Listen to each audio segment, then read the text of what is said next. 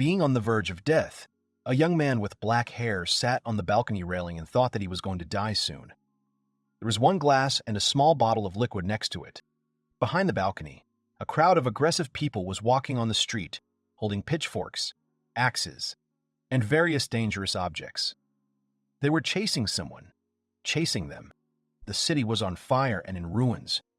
The young man thought that everything had disappeared because of the seal of darkness, and that he was a cursed child. He looked at the back of his right hand. There was a seal of darkness on the back of his hand. The magic of darkness is forbidden to use. If a person turns to darkness, it will consume him, and he will become a demon. Therefore, she was strictly forbidden. The young man thought that with such a mark he was unable to use any other element like air, light, earth, lightning, water, and fire. He took a small bottle containing poison. After opening this bottle, he poured it into a glass of water, thinking that he was tired and had no reason to live. Because of the poison, the water in the glass changed its color and exuded a poisonous smell. The young man knew that if he went down, people might be hostile to him, and he thought desperately that he had only one option. After drinking a sip of water, he created a dark ball with dark energy in his right hand, thinking that, at least for the last time, he wanted to see what the magic of darkness was. Having lifted the ball with energy, the whole city was covered with clouds, and from the ball there was a dark thread of energy for the whole city. People who saw this sight were very scared and thought that this was the end of the world. The ball of energy grew with great force and dispersed with a bright light. The young man, seeing the power of darkness, was delighted. After using it, he thought he was so calm, and with a slight smile at the last, he leaned against the railing and almost lay down on them. He didn't think about anything except how much he wanted to sleep. An empty bottle and a vial rolled on the floor, spilling the remaining liquid. In his mind, the young man did not regret anything, even if he turned into a demon. Suddenly, he heard a female voice in his head, who was maliciously shouting, asking what was wrong with his body. The young man thought that maybe it was a demon and did not expect it. A woman's voice kept screaming in his head for him to move and stop lying around. The young man was surprised because he did not turn into a demon as he thought. He knew that at least a little bit, but he was special, and he wondered what kind of demon was in his head. The young man coughed violently, covering his mouth with his hand, after which his hand was covered in blood. He drank the poison beforehand so that the demon couldn't harm people. His eyes started to get cloudy, and he started coughing violently. His head was spinning, and he thought with regret that it was too early to leave. At this time, the door to the balcony opened abruptly, and a girl came out of it. But the young man was already gradually losing touch with the world, with thoughts of regret that if only he knew about it. The girl, crying, called to him, but he no longer responded. Someone was calling the young man by name, and the next moment he opened his eyes and saw that he was standing among small children. Someone called him by his full name, Alec Arnaeus Luxia. Little Alec stood dumbfounded, thinking that he had died and where he ended up. Saints and nuns approached him asking if he was ready and wishing him luck. One of them said that he would definitely receive the Holy Seal. And then, seeing a statue of a saint with wings like an angel in front of him, he slowly realized the words spoken to him. And he was surprised to realize that this was the ceremony of receiving the divine seal. Alec looked around, seeing many small children. He thought that maybe it was an illusion of a demon. But he did not understand how he returned to time, because it was impossible. Not understanding, looking around, a little boy with blonde hair stood next to him, talking to himself about how his brother might get a wonderful seal and not what he was. Hearing the voice, Alex suddenly turned to the voice and saw little Robert. Robert also looked at him in surprise. Looking at him, Alec wondered a little sadly what had happened to Robert back then. A little girl with long blonde hair has a white seal on the back of her hand. She was the daughter of the Margrave of Illyria, Iris Illyria. She was nicknamed the Saint because she received the seal of the saint. Alec looked at her, recognizing and remembering her. All the people in the hall began to whisper that she was Mr. Alec's fiancée, so she was still a saint. Noticing his gaze, Iris smiled at him very tenderly. But Alec abruptly turned away. And then suddenly someone got a seal too. That someone was Robert, who received the seal of the God of Light. Robert had a seal on his hand, and he joyfully told everyone that he had the seal of the God of Light. In the hall, people whispered in surprise that it was a rare seal. Alec, watching all this, thought that everything fits in with the past. Saints appeared in front of Alec, who told him that it was his turn. Alec suddenly remembered a moment from the past where the same saints viciously disowned him, saying that he was a spawn of darkness. He recalled being called the cursed prince in the past, and he thought that if he had the seal of darkness again, he would have to relive his past life once more. He thought that if he could, he would choose his own seal. And suddenly, a seal of darkness appeared on the back of his hand. Everyone who saw this seal was scared and shocked. Alec stood in the center of the crowd with his right hand raised, where the seal was. There was a deathly silence in the hall. Even the saints could not say anything, looking dumbfounded at him. Slowly, all the people began to whisper that he had the seal of darkness. His brother Rubert, who was standing next to him, also thought in surprise that he had a god of light, and his brother had darkness. After such a thought, Rupert smiled very maliciously and contentedly, covering his smile with his hand. And as if nothing had happened, he wanted to comfort Alec, but Alec suddenly laughed very loudly, saying that it was darkness again. Rupert did not expect such a reaction. He looked at him in surprise, thinking he was crazy. Iris also looked at him in surprise. Alec was already on the verge of a breakdown, asking in his head that because of the rebirth he had to endure all the horror that had happened in his previous life again. How his loved ones, friends and servants turned away from him. In his previous life, absolutely all people turned away from him. He was sure that even in this lifetime, the engagement with Iris would be terminated. Before his rebirth, Alec literally lived among books, looking for answers to worrying questions about why the seal of darkness appeared in a person, or whether it is possible that he has other properties. Alec even tried to use the magic of other elements to be at least a little useful and to be recognized by people. The servants who looked at him when he was training back then whispered about how the cursed prince practiced magic even though he couldn't use it, and they mocked him by calling him rude. Remembering all the difficult moments of his past life, he felt that it was not his fault that he received this particular seal. And the mistake of his previous life was that he considered this seal to be a curse, not a blessing. After all, before his death, he learned that he could safely use the magic of darkness without fear of turning into a demon. Now knowing this fact, he decided that in his current life, everything would be different. Grinning very resolutely, he promised himself that he would become the greatest magician of darkness. In a large, beautiful palace, a sunny, warm ray oozed from the windows of the rooms. There were many servants gathered in one of the rooms. Among them, a young male servant asked Alec for a short vacation, for a month, trembling in fear of him. This spacious and comfortably furnished room was Alec's room. He was sitting on his bed, listening to the requests of the servants. He sat there and thought wearily that this scene was ridiculous. They could say that they just want to quit right away out of fear. Some time later, Alec was reading a book of instructions on the magic of darkness. To begin with, he wanted to try to make a fireball. Thinking that he would not need knowledge of fire magic for such magic, he tried to simply compress the magic power into a ball. And he managed to make a small ball, but suddenly this ball flew off and exploded. After the fall, Alec thought he'd better not use such magic yet. Thinking that he needed to thoroughly understand the principle of how dark magic works, a demon's voice sounded in his head. The demon was furious and wondered why she couldn't take over the boy's body. Upon hearing her, Alec calmed down aloud, saying that he seemed to be fine. The demon, hearing him, was surprised that he could hear her. The demoness, even more angry, said how an ordinary person could talk to her and told him to just give her the body. Alec flatly refused to give up the body. Stunned, the demoness began to scream even more for him to give up the body. From the loud screams, he mentally just covered her mouth with his hand and told her to be quiet. And suddenly he couldn't hear her voice anymore. Remembering that demons possessed the magic of darkness, he cautiously asked aloud if she could hear him. In response, the demoness immediately screamed at him to give her the body, to which Alec, of course, did not agree. Sitting on the floor in his room, he decided to look for information about demons in the archive, to learn more about them.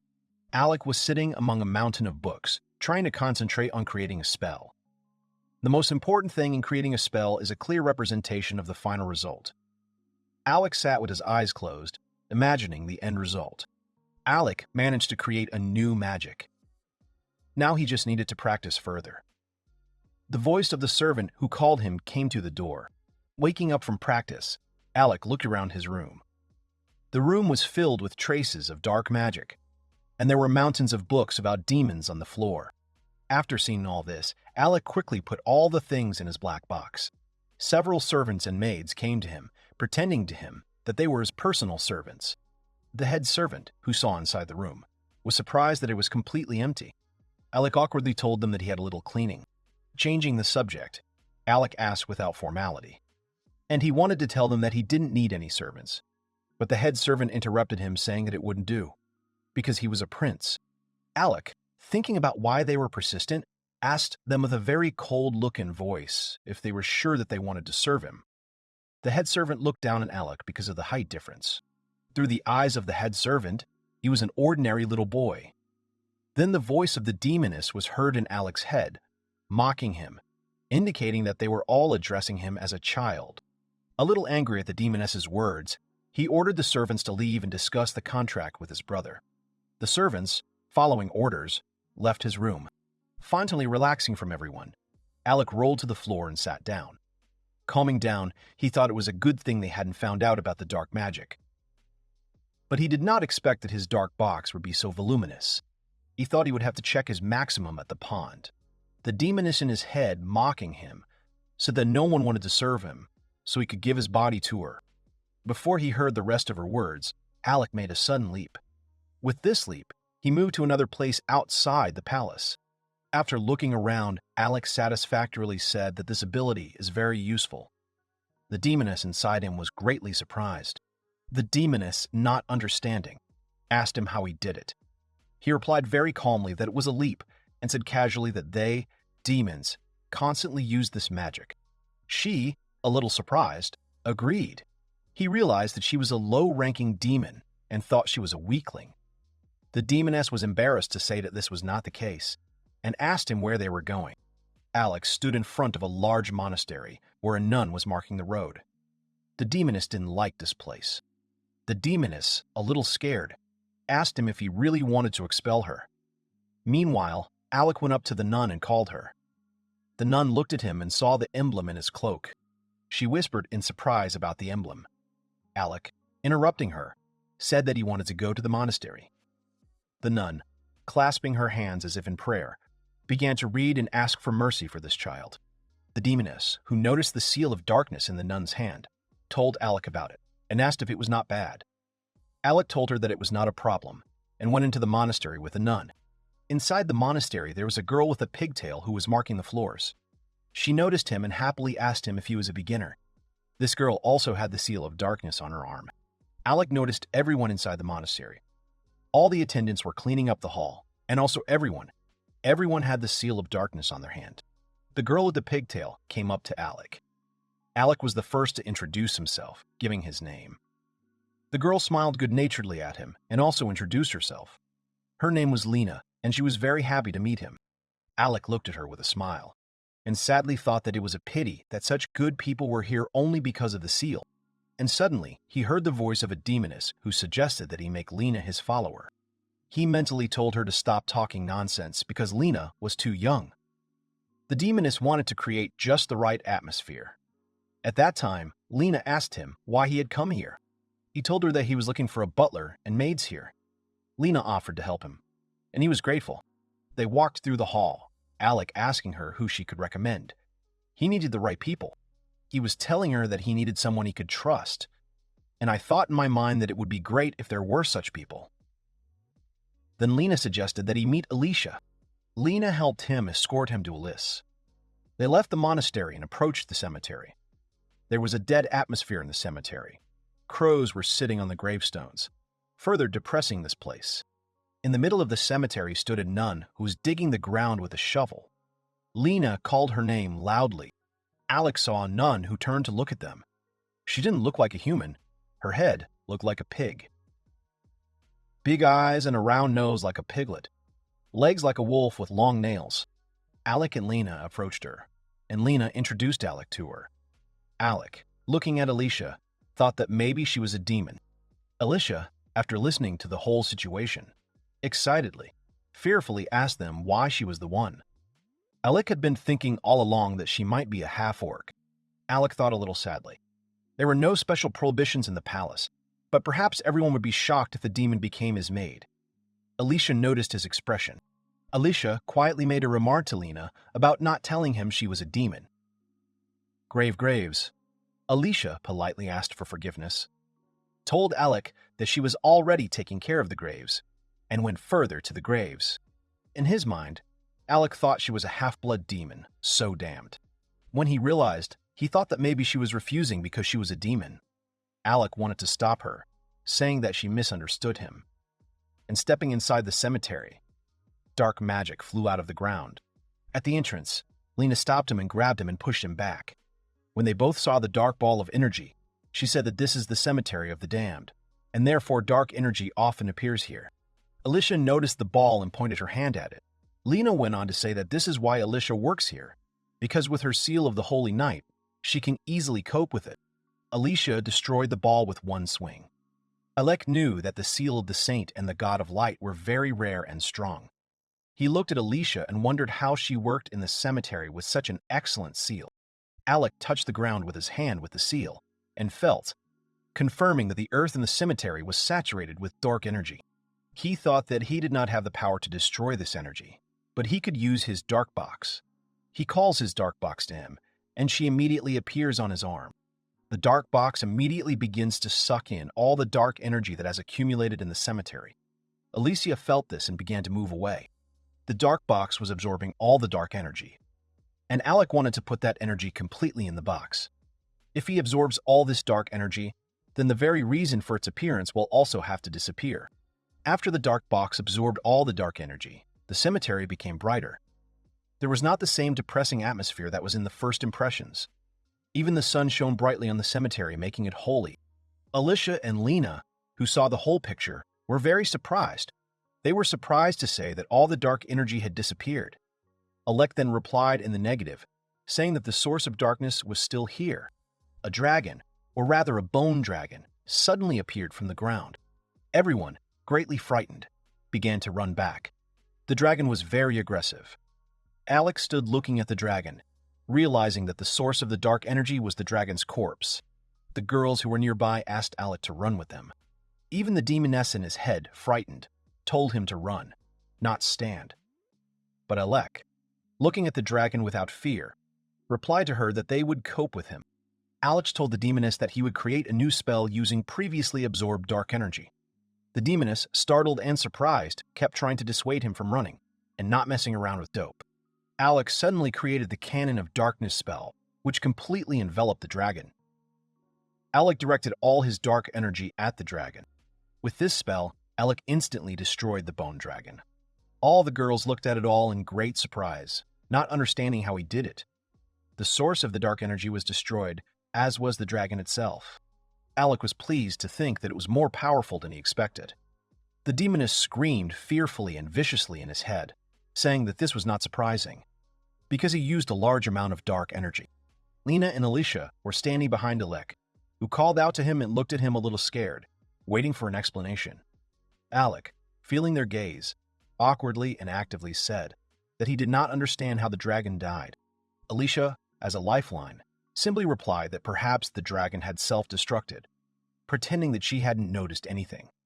Lena believed her, and Alec realized that Alicia understood everything. Alicia went on to say that the presence of the bone dragon had completely disappeared, and that the undead would no longer appear in this place. Alec stood there, not knowing what to say to that. And then Alicia took his hands and thanked him with tears. She said that, thanks to him, she could safely leave this place. Surprised by this reaction, Alec suddenly remembered his past life, where he was always locked in his room. He did everything he could. Alec hoped that someone would come and free him, just like he freed Alicia. Alicia held Alec's hands, thanking him. It was the first time for Alec, because he didn't think he would be the one to save someone. Alicia, still holding his hands, asked to be allowed to serve him. Alika looked at her doubtfully and asked if she was sure. Alec went on to say that working in the palace was good, but warned her that she would meet a lot of sidelong glances and abuse in the palace. She told him with a sincere smile that she did not need money, but just wanted to serve him forever. Alec was a little embarrassed by such sincere words. The demoness inside him asked him if he wanted to make Alicia his follower. Alec agreed and told Alice that he was counting on her. She nodded happily in agreement. And then, the demoness signed a contract. And suddenly, Alicia magically turned into a beautiful, young girl. Her piggy nose and animal body parts are missing. She grew taller, and her feminine figure was distinct, to which was added a large chest in front. Due to the sudden transformation and the height difference, Alec found himself facing Alicia's chest. He felt dizzy from embarrassment.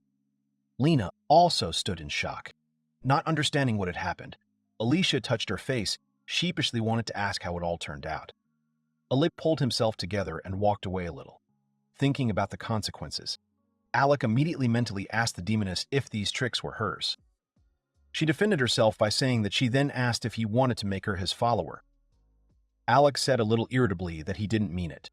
Also irritated, he asked about who the followers were. The demoness agreed to answer only on condition that he give her his body. But Alec was so annoyed that, under pressure, the demoness agreed to just answer. The demoness told him that followers are magic similar to human taming spells.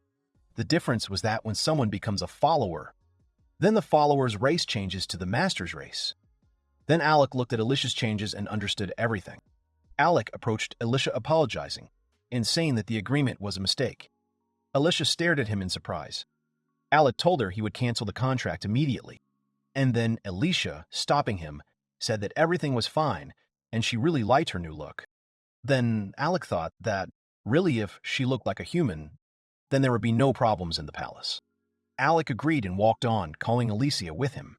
Alicia was also following him. Lena looked at the two of them and thought about how well it all ended. Lena waved after them, wishing them luck. Alec saw Lena's seal of darkness and stopped walking up to her. He took her hand, showing her the seal, and said that her seal had a blade of darkness. This seal greatly improves her night vision and swordsmanship skills. Lena, when she heard about her seal, enthusiastically asked if he could recognize seals. Alec replied that he understood a little. This skill is possessed by people who have the seal of darkness. Lena enthusiastically rejoiced at her seal, laughing joyfully. She thanked Alec for the information, saying that it wasn't useless after all. Alec just smiled happily at that.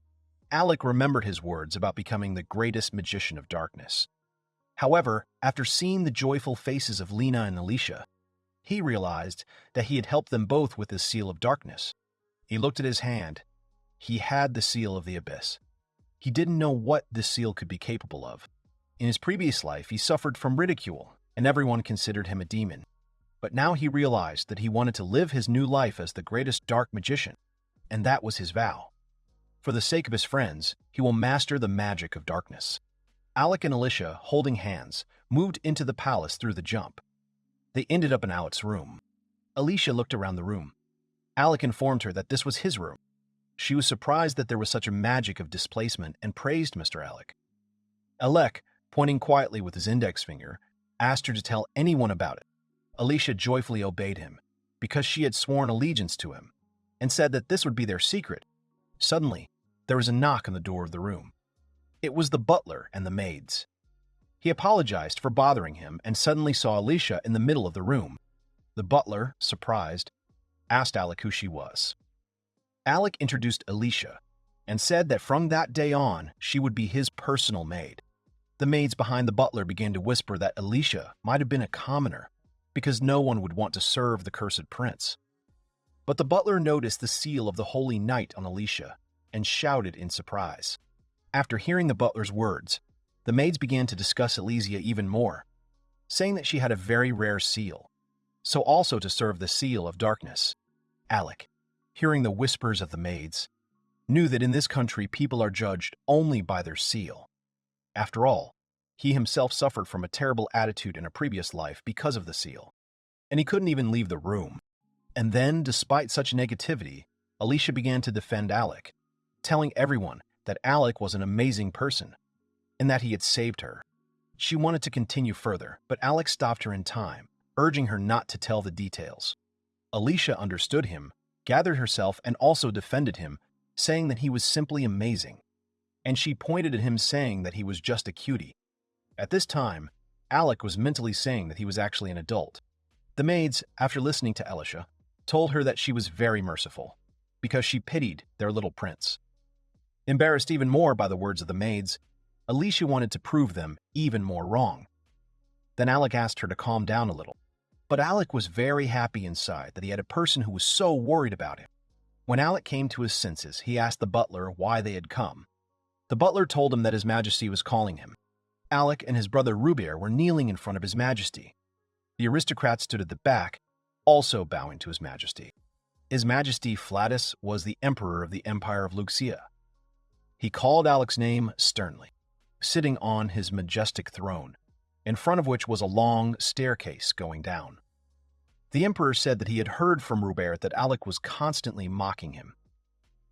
Alec was a little confused by the word mocks, and suddenly, at this time, Rupert spoke up, saying that his brother already had a cursed seal. He asked me not to be so strict with him. The emperor, after listening to Rupert's words, was proud that he was magnanimous. And then, he sternly pointed out to Alec that he should be ashamed. And he started talking about how maybe the cursed seal was given to him for a reason. Rupert was maliciously mocking his brother by looking at him. Alec thought they were close before getting the seal, and didn't remember him ever mocking him. The emperor, pointing his finger at Alec, ordered that he deprive him of the right to inherit the throne of the empire, as well as break off his engagement with Iris. All the people were stunned by what they heard. Among them was Iris, who was also very surprised. Ruber was also surprised, but for him it was only a joy. All the people in the hall began to whisper about the cruel punishment of the emperor, feeling sorry for Alec. And then, in front of the emperor, she opposed Iris. The emperor looked at her, recognizing her. Iris, in front of the whole crowd and in front of the emperor, began to firmly defend Alec, saying that he would never do such a thing. Alec, who heard her voice, was surprised. Iris's father stopped his daughter, telling her to keep quiet. The emperor, who recognized the daughter of Margrave Illyria, remembered that she had the seal of a saint. All the people in the hall started whispering, discussing the situation in front of them. Alec wondered why Iris was protecting him. After all, everything was different in a previous life. Remembering Alec's past life, he had little contact with Iris, especially after receiving the seal. When Alec was 6 years old, he fell in love with her at first sight and proposed marriage. And then they decided to get engaged. But after that, Iris started avoiding him. When they received their seals at the age of 7, he never saw her again. Alec thought that if she didn't like him that much, she could just break off the engagement. But for some reason, she didn't do it. Alec thought that maybe she pitied him because she was a saint. Although it was no longer important to him. The emperor, after thinking a little, said that the saint was still a child and did not understand a lot of things. Iris wanted to object, but her father held her back. Then the emperor turned to Alec and ordered him to explain himself. Alec listened to the order. Sometime later, loud laughter was heard in Rupert's bathroom, the owner of which was Rupert himself. He was sitting in the bathroom and was glad that his father was now completely on his side. Ruber was sitting on a stool being served by 4 maids who bathed him. Ruber noticed one of them. She was his brother Alec's former maid. Ruber began to interrogate her, asking her if she was on his side or not. The maid was a little doubtful, but still agreed that she was faithful to him. Ruber mocked his brother, thinking that their father was now on his side.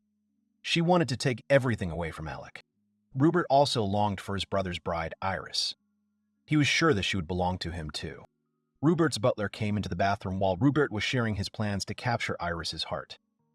He stood awkwardly near the door, having accidentally heard Rupert's words. The butler, without waiting, told Rupert the information that Mrs. Iris had left their domain. This news threw Rupert into an irritated shock that he pushed all the maids away. Rupert wondered why Iris had left their domain, and then suddenly he thought that she might have gone after Alec. He was so annoyed that it was always Alec. The butler then told him the news of the arrival of priest Burios, and he was expecting Rupert. Burios was an old priest of the Church of Light. Rupert smiled with satisfaction and told the butler that he was about to go out to him. Burios, with his several sacred vassals, thanked Rupert for welcoming them to his palace. Burios was also the chief priest of the cult of the worship of the god of light. Burios, with his hidden intentions, sympathized with Rupert over the fact that his older brother Alec had received the cursed seal. This cult of the god of light sincerely hates all bearers of the seals of darkness. Rubert replied to the priest that their cursed prince would soon leave the walls of this castle. The priest, falsely upset, said that such people could plunge the entire empire into chaos. Rubert, without hiding his intention, replied to him that if he explained everything to his father, then his father would deal with the cursed prince. The priest, imperceptibly bearing his creepy smile, agreed with Rubert's correct decision.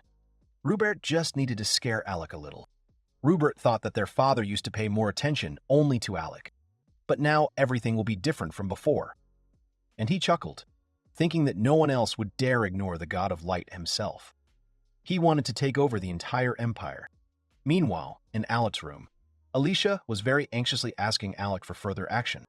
Alec, without changing at all, replied with ease that they would do nothing. Alec told Elysia that he had received a small territory on the border of the empire, so they could safely leave the castle. The small area was called Tyrus, and Elysia had never heard of such a place. Alec began to explain, pointing to the map, that this land was not taxed. Most likely there were not even residents there. Elysia was able to read the name of the land. Alec was surprised. Then Elysia said that she studied a little at the monastery. Tyrus province is one of the 11 provinces of the old empire of Luxia. When the empire was called sacred, these lands were abandoned. Alicia said it looks like there are a lot of monsters living there, and she asked how he would manage such lands. Alec told her that it was not necessary. If he becomes a lord, he will have to pay taxes to the empire. Besides, there was no one to rule on these lands. Then, there was no need to go there. However, Alec thought that this territory was really meant for people with the seal of darkness. Alec decided to visit these lands anyway. Alicia also wanted to go with him. Alec agreed, and they decided to pack up for the road. On a sunny day, there was an animal race at the stadium. There were a lot of people in the stands. The presenter announced to everyone through the microphone that the race had begun. The presenter commented on each of their actions through a microphone. He was talking about an animal called Lightning Shadow. She was pushing ahead, and today was her debut race. She was already showing incredible results. Lightning Shadow finally took the lead and won the race. The others lagged behind her. Alec and Alicia were sitting in the stands, rejoicing at her and their victory. Even the demoness joined them. Alec and Alicia were standing at the cash register taking the money. People who saw it said they were just lucky. But Alec actually already knew about the results, because in a previous life, betting was the only entertainment for Alec. The cashier collected all the money. The money was the size of a whole barrel. The cashier asked if he could take the whole barrel of money. Alec was thinking of using magic. But suddenly, Alicia easily lifted this barrel of money and said she could carry it herself. The cashier was very surprised, and Alec thought that even if Alicia had changed her race, she still had the power of the orcs. Alicia held this side and told Alec to always give her any weights, because she was his maid. Alec thought that maids didn't do that kind of thing. Alec summoned his dark box, and it quickly absorbed this barrel of money. Alec explained to Alicia that they would use the money to get to Tiaras.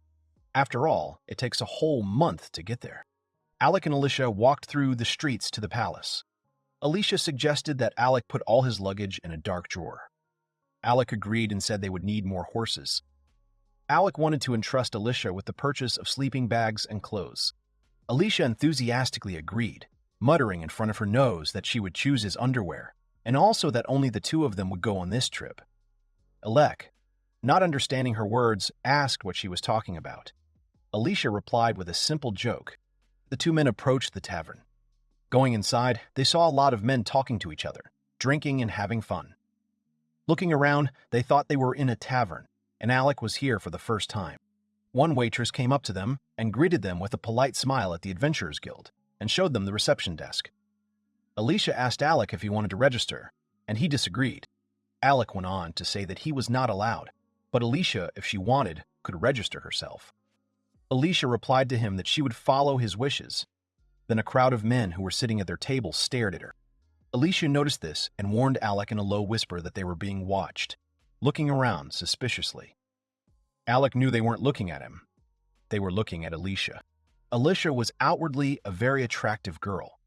Her figure was also painted with a maid's costume, which emphasized all the curves of her body, as well as her ample breasts. No wonder all the men started arguing with each other about who would approach her first. Alec understood the whole situation and the atmosphere. Whispered softly in Alicia's ear if she didn't like the fact that everyone was looking at her. Because she was very beautiful. Alicia immediately replied that this could not be. Her long hair reminded Alicia of her mother. She really liked her hair. Alec remembered that demons had been living in this country for a long time. Alec wanted to ask Alicia about her mom, if she was human. Alicia confirmed this and recalled how her mother left her in a monastery at the age of 5, and that she remembers almost nothing about her, not even her name. After a sad memory, she said with a smile on her face that she definitely remembers that she had a good family. Alec looked at her with great relief. Alec suggested that Alicia register because it would be very useful in their journey. They could become an adventurer from the age of 12, and he asked her how old she was. Alicia replied that she was 15 years old. Alec thought that with such an appearance, Alicia did not look like a 15-year-old. Alec further explained to her that during the trip they would be able to fulfill requests and save money from them. Alicia replied that she understood. Alec, with a tanned look, replied to her that there is no such thing as a lot of money, but life is calmer with a large wallet. Alicia, listening next to him, was touched by his tanned eyes. All this time, a little girl as tall as Alec with a mask on her face was standing next to them. She walked past them, and then Alec noticed her, feeling something strange. A girl in a mask with silver-colored hair walked past Alec and Alicia. Alec stared at her, sensing something in her. Alicia saw his gaze and called him anxiously. Distracted, Alec asked Alicia for forgiveness. Alicia immediately asked him if he liked that girl, to which Alec replied that this was not the case. It was strange for him to see a child in such a place. Alec thought about it, remembering the image of that girl. She had silver hair, just like Iris. He thought it might be Iris herself, but then he pushed the thought away. Alec remembered how Iris had defended him in front of the Emperor, and he wanted to thank her when they met. And I thought that maybe in this life they could get along. The girl in the mask walked forward and looked at them silently. After Alec and Alicia bought everything they needed, they were met on the street by 5 men in masks and raincoats. They ordered them to stop. They all drew their blades and said they had found the cursed prince. Alicia stepped forward, protecting Alec with herself.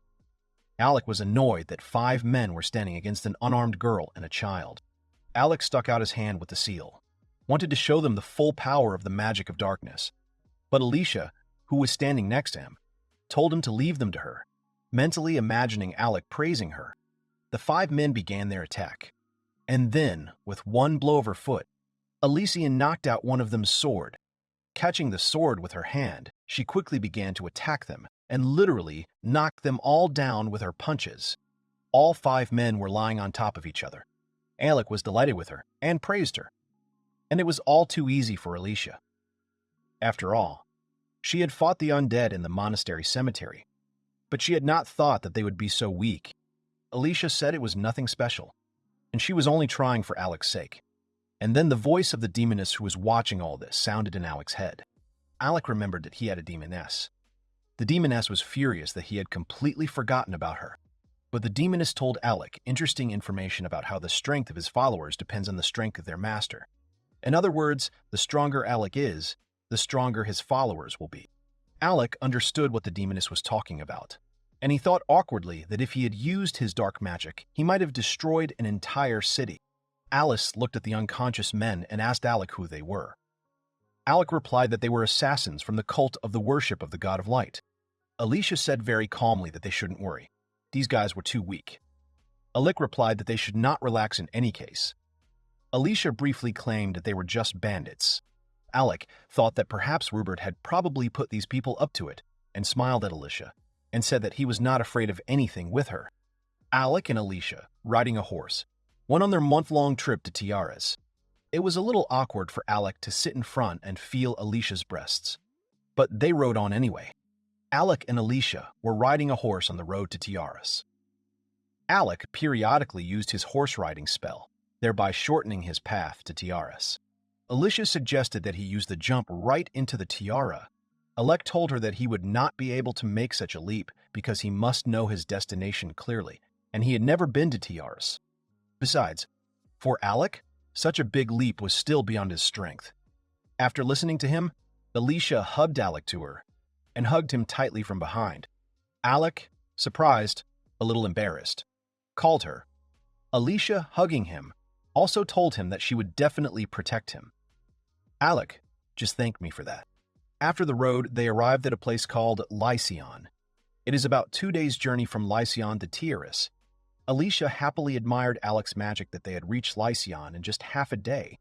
Alec listened to her words with embarrassment and pride. In Lycion, they carried out the task of some of the townspeople and received money for it. They tied up their horse in the stable and approached the hotel. Alec told Alicia that they would spend the night here. Alicia said very enthusiastically that the hotel would have both a bath and a bed. She went on to say that she had heard that maids should help their masters take a bath and change clothes. She asked to be allowed to help him.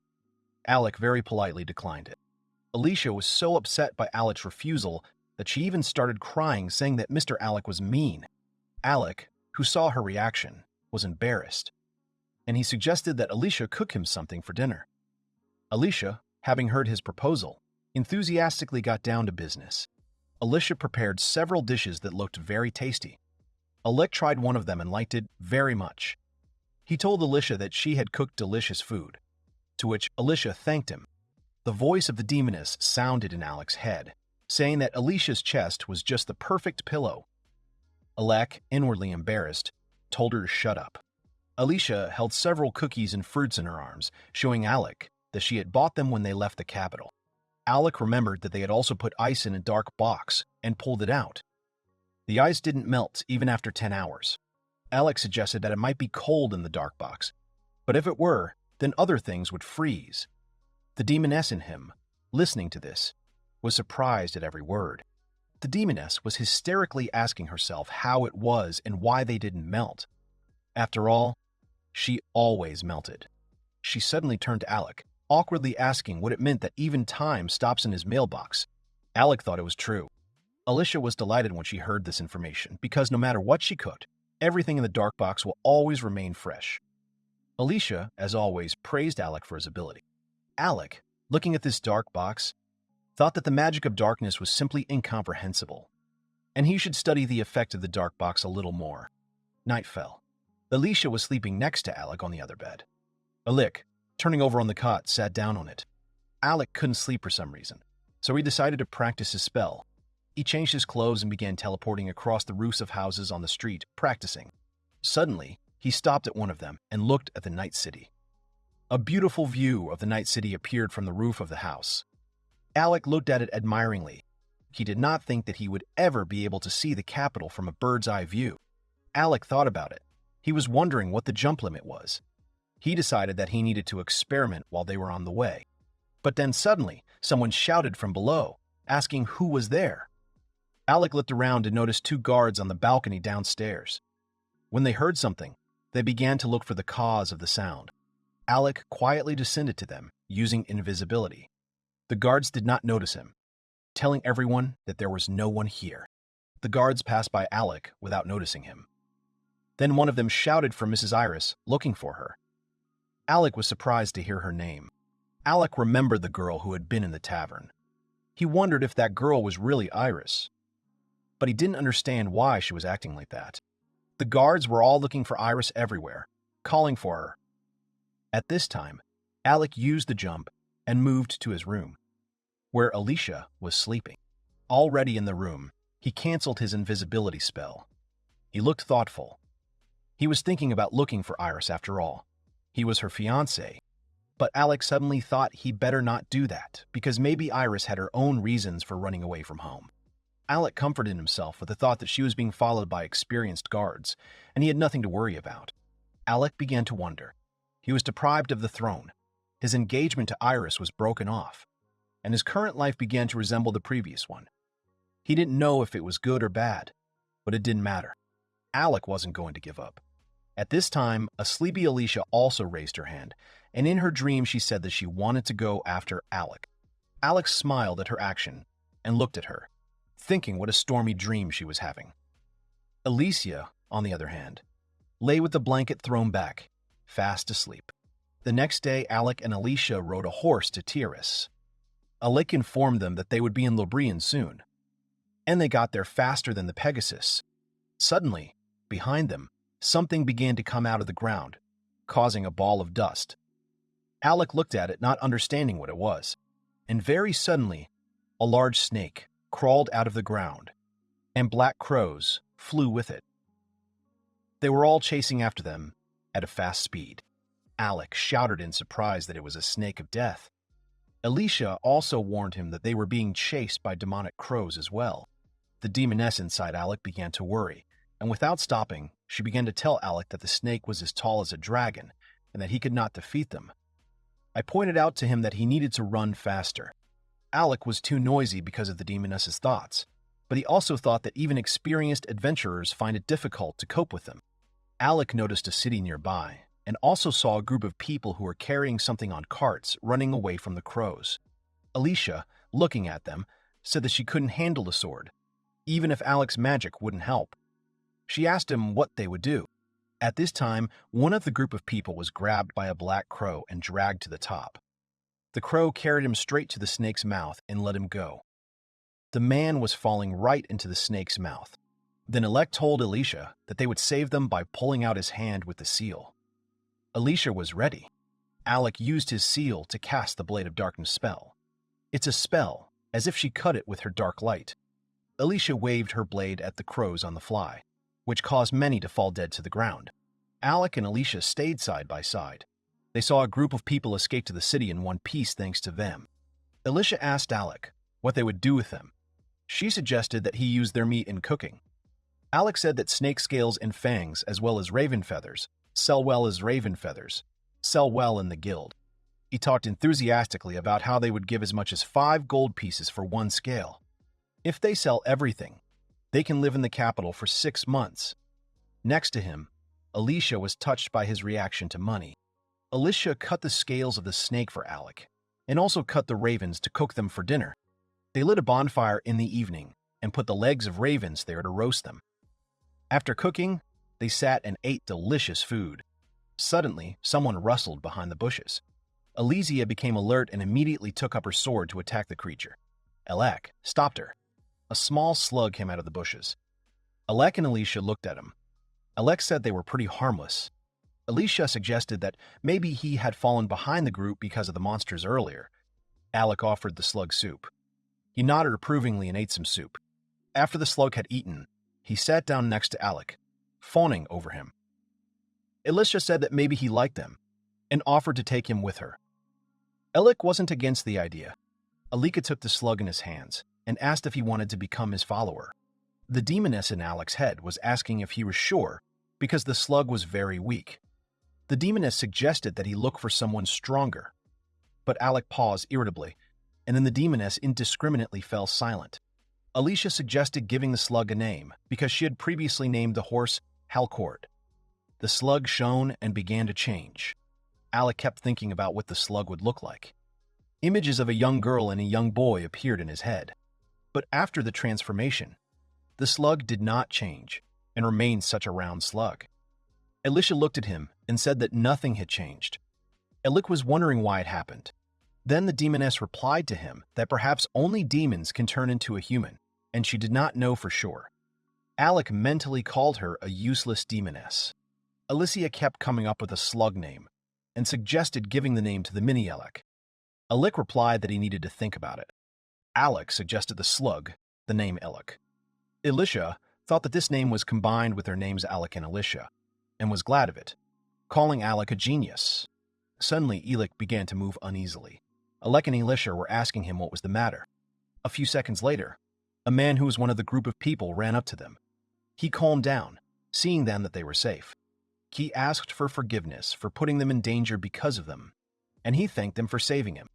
Alec remembered that a group of people were carrying something heavy at the time. The man asked them if they were heading to Lobrian.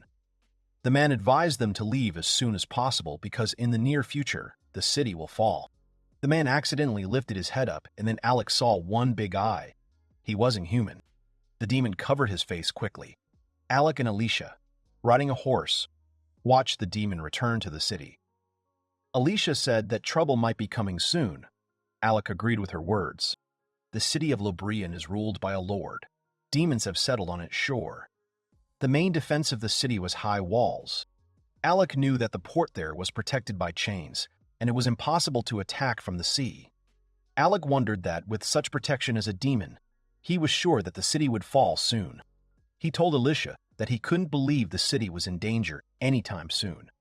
Alicia also agreed with his words. Alec thought about it, remembering fragments of his past life, where it was mentioned that the city of Lobrian was destroyed.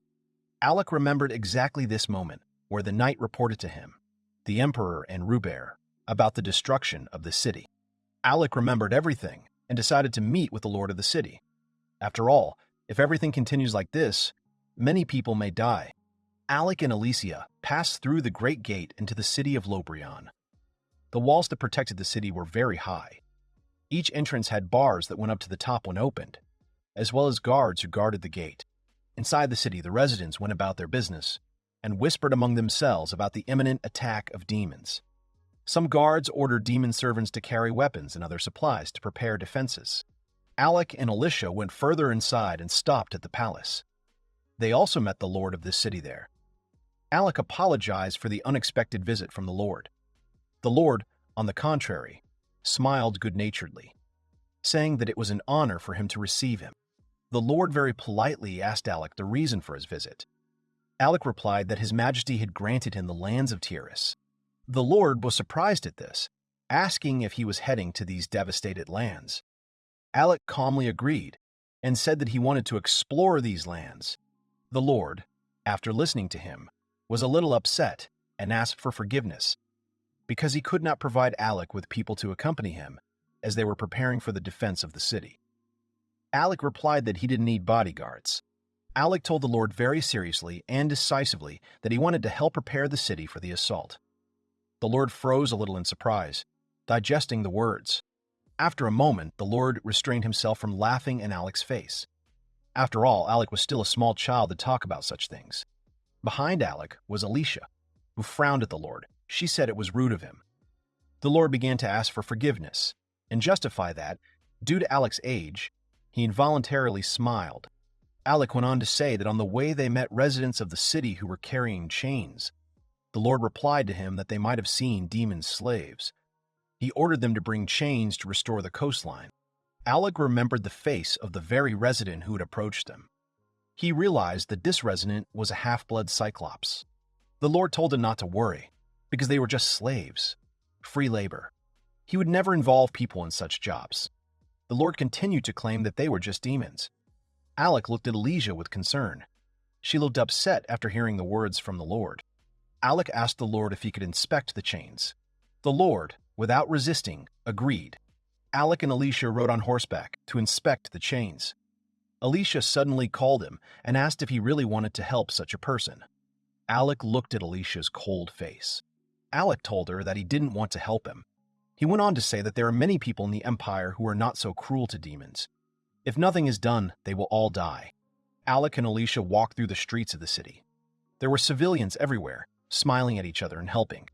After a short silence, Alicia asked him if this city was really in danger. Alec replied that the lord would not panic so much over empty words. They remembered the words of the Cyclops, who said that the city would soon be destroyed. Alicia asked what happened because of Cyclops' words. Alec replied that it was better to check for sure. Alicia looked at the slave demons and said with sadness on her face that demons were being mistreated in the city. Alec replied that they were afraid of a demon invasion. Alicia sadly began to voice her thought that when she was a demon, she stopped in mid-sentence. Alec completely understood her without words, thinking in his head that not all people are capable of accepting demons. They arrived at the doors of the defensive wall. 2 guards stood near the entrance. Alec came up to them and said that he had come to inspect the shore side. The guards blocked the entrance to the wall with their spears, preventing them from passing. The guards said they wouldn't let the child in there. The second of their guards continued to tell him not to disturb the adults because the prince was coming to check soon. And suddenly they both noticed the royal emblem on Alec's clothes. Realizing their mistake, the 2 knights began to apologize to Alec, justifying themselves by saying that they did not think that he would look so young. Alec didn't say anything, and Alicia was standing behind him, glaring at the guards. The guards let them in, and began to show the port's defense line. The entrance from the sea has been temporarily opened. Chains hung on the water, which were attached between the walls of the defense, thereby blocking the entrance to the city further. The guard pointed at the chains, saying that they were currently strengthening the chains in the water. Cyclopes swam in the water, repairing and strengthening chains. Alicia, recognizing one of them, said that they had previously met that Cyclops. Alec also looked at him, confirming. A familiar Cyclops controlled the entire process in the water and gave out tips on strengthening. Alec thought it looked like he was the leader of this group. The guard further informed them, saying that they were well trained in blacksmithing, besides possessing superhuman strength, so they were responsible for these chains. He asked not to worry about them, because they demons were loyal to them. After listening to the guard, Alicia muttered in front of herself, saying that a human, it does not affect abilities. Alec agreed with her. He thought they were oppressed from birth simply because they were born demons. After watching the Cyclopes do their job, Alec thought that their abilities really should not be doubted. Alec told the guard that he wanted to see the whole chain. The guard was surprised for a moment, not knowing what to say. Alec said once again that he had to personally see the condition of the chain. He mentally thought that the lives of hundreds of people depended on it. The guard listened to the order and went to execute it. The guard went to the lever and pulled it down. Then the sounds of a chain slowly rising were heard. The chain rose from the water. It was in terrible condition and almost completely broken. When Alec saw these chains, he shouted that the chains were broken and that they would not stop the demons in any way. Alec ordered the guard to report this to the Lord and request more people to work. The guard hesitated for a moment, and then Alec told him to do it, and that he would take responsibility for himself. The guard then went to execute the order. Alec took Alicia's hands and teleported closer to the sea to the roof of one defensive wall. From the height of the roof, they saw many ships approaching the city in the distance. Alec pointed at them. When Alicia saw the ships, she said that about 100 ships were waiting in the bay. Alec replied that they might wait until nightfall and launch a surprise attack. Alicia then pointed out to Alec the Cyclopes that had fled from the shores directly into the city. The Cyclopes fled in panic, saying that the chains would not hold them, and asked the main Cyclops Julius what to do. Julius suggested that they flee the city, but Alec and Alicia appeared on their way and stopped them. The Cyclopes froze in surprise, preparing to attack. Julius remembered that he had seen Alec and Alicia. When they were running from the big snake and the ravens, they saved them. Julius asked them to let them through, because there were children among them who needed to be saved. And then Alec asked them where they were going to run away. He said he didn't think they would be welcome in the demon kingdom. Alec ordered them to surrender. But Julius got angry at these words and thought that if they did not escape, they would all die. Julius ordered his relatives to run forward and said that he would detain them. His friends wanted to dissuade him. Alicia asked Alec to be merciful to them. She was ready to follow any order. At this time, Julius took his hammer and swung at Alec. Julius struck right at the place where Alec had been standing before, who managed to dodge. Alicia looked at the situation and froze a little. Julius raised his own and wanted to swing his hammer again. He was shouting at his relatives to run away, and he was thinking about buying a little more time.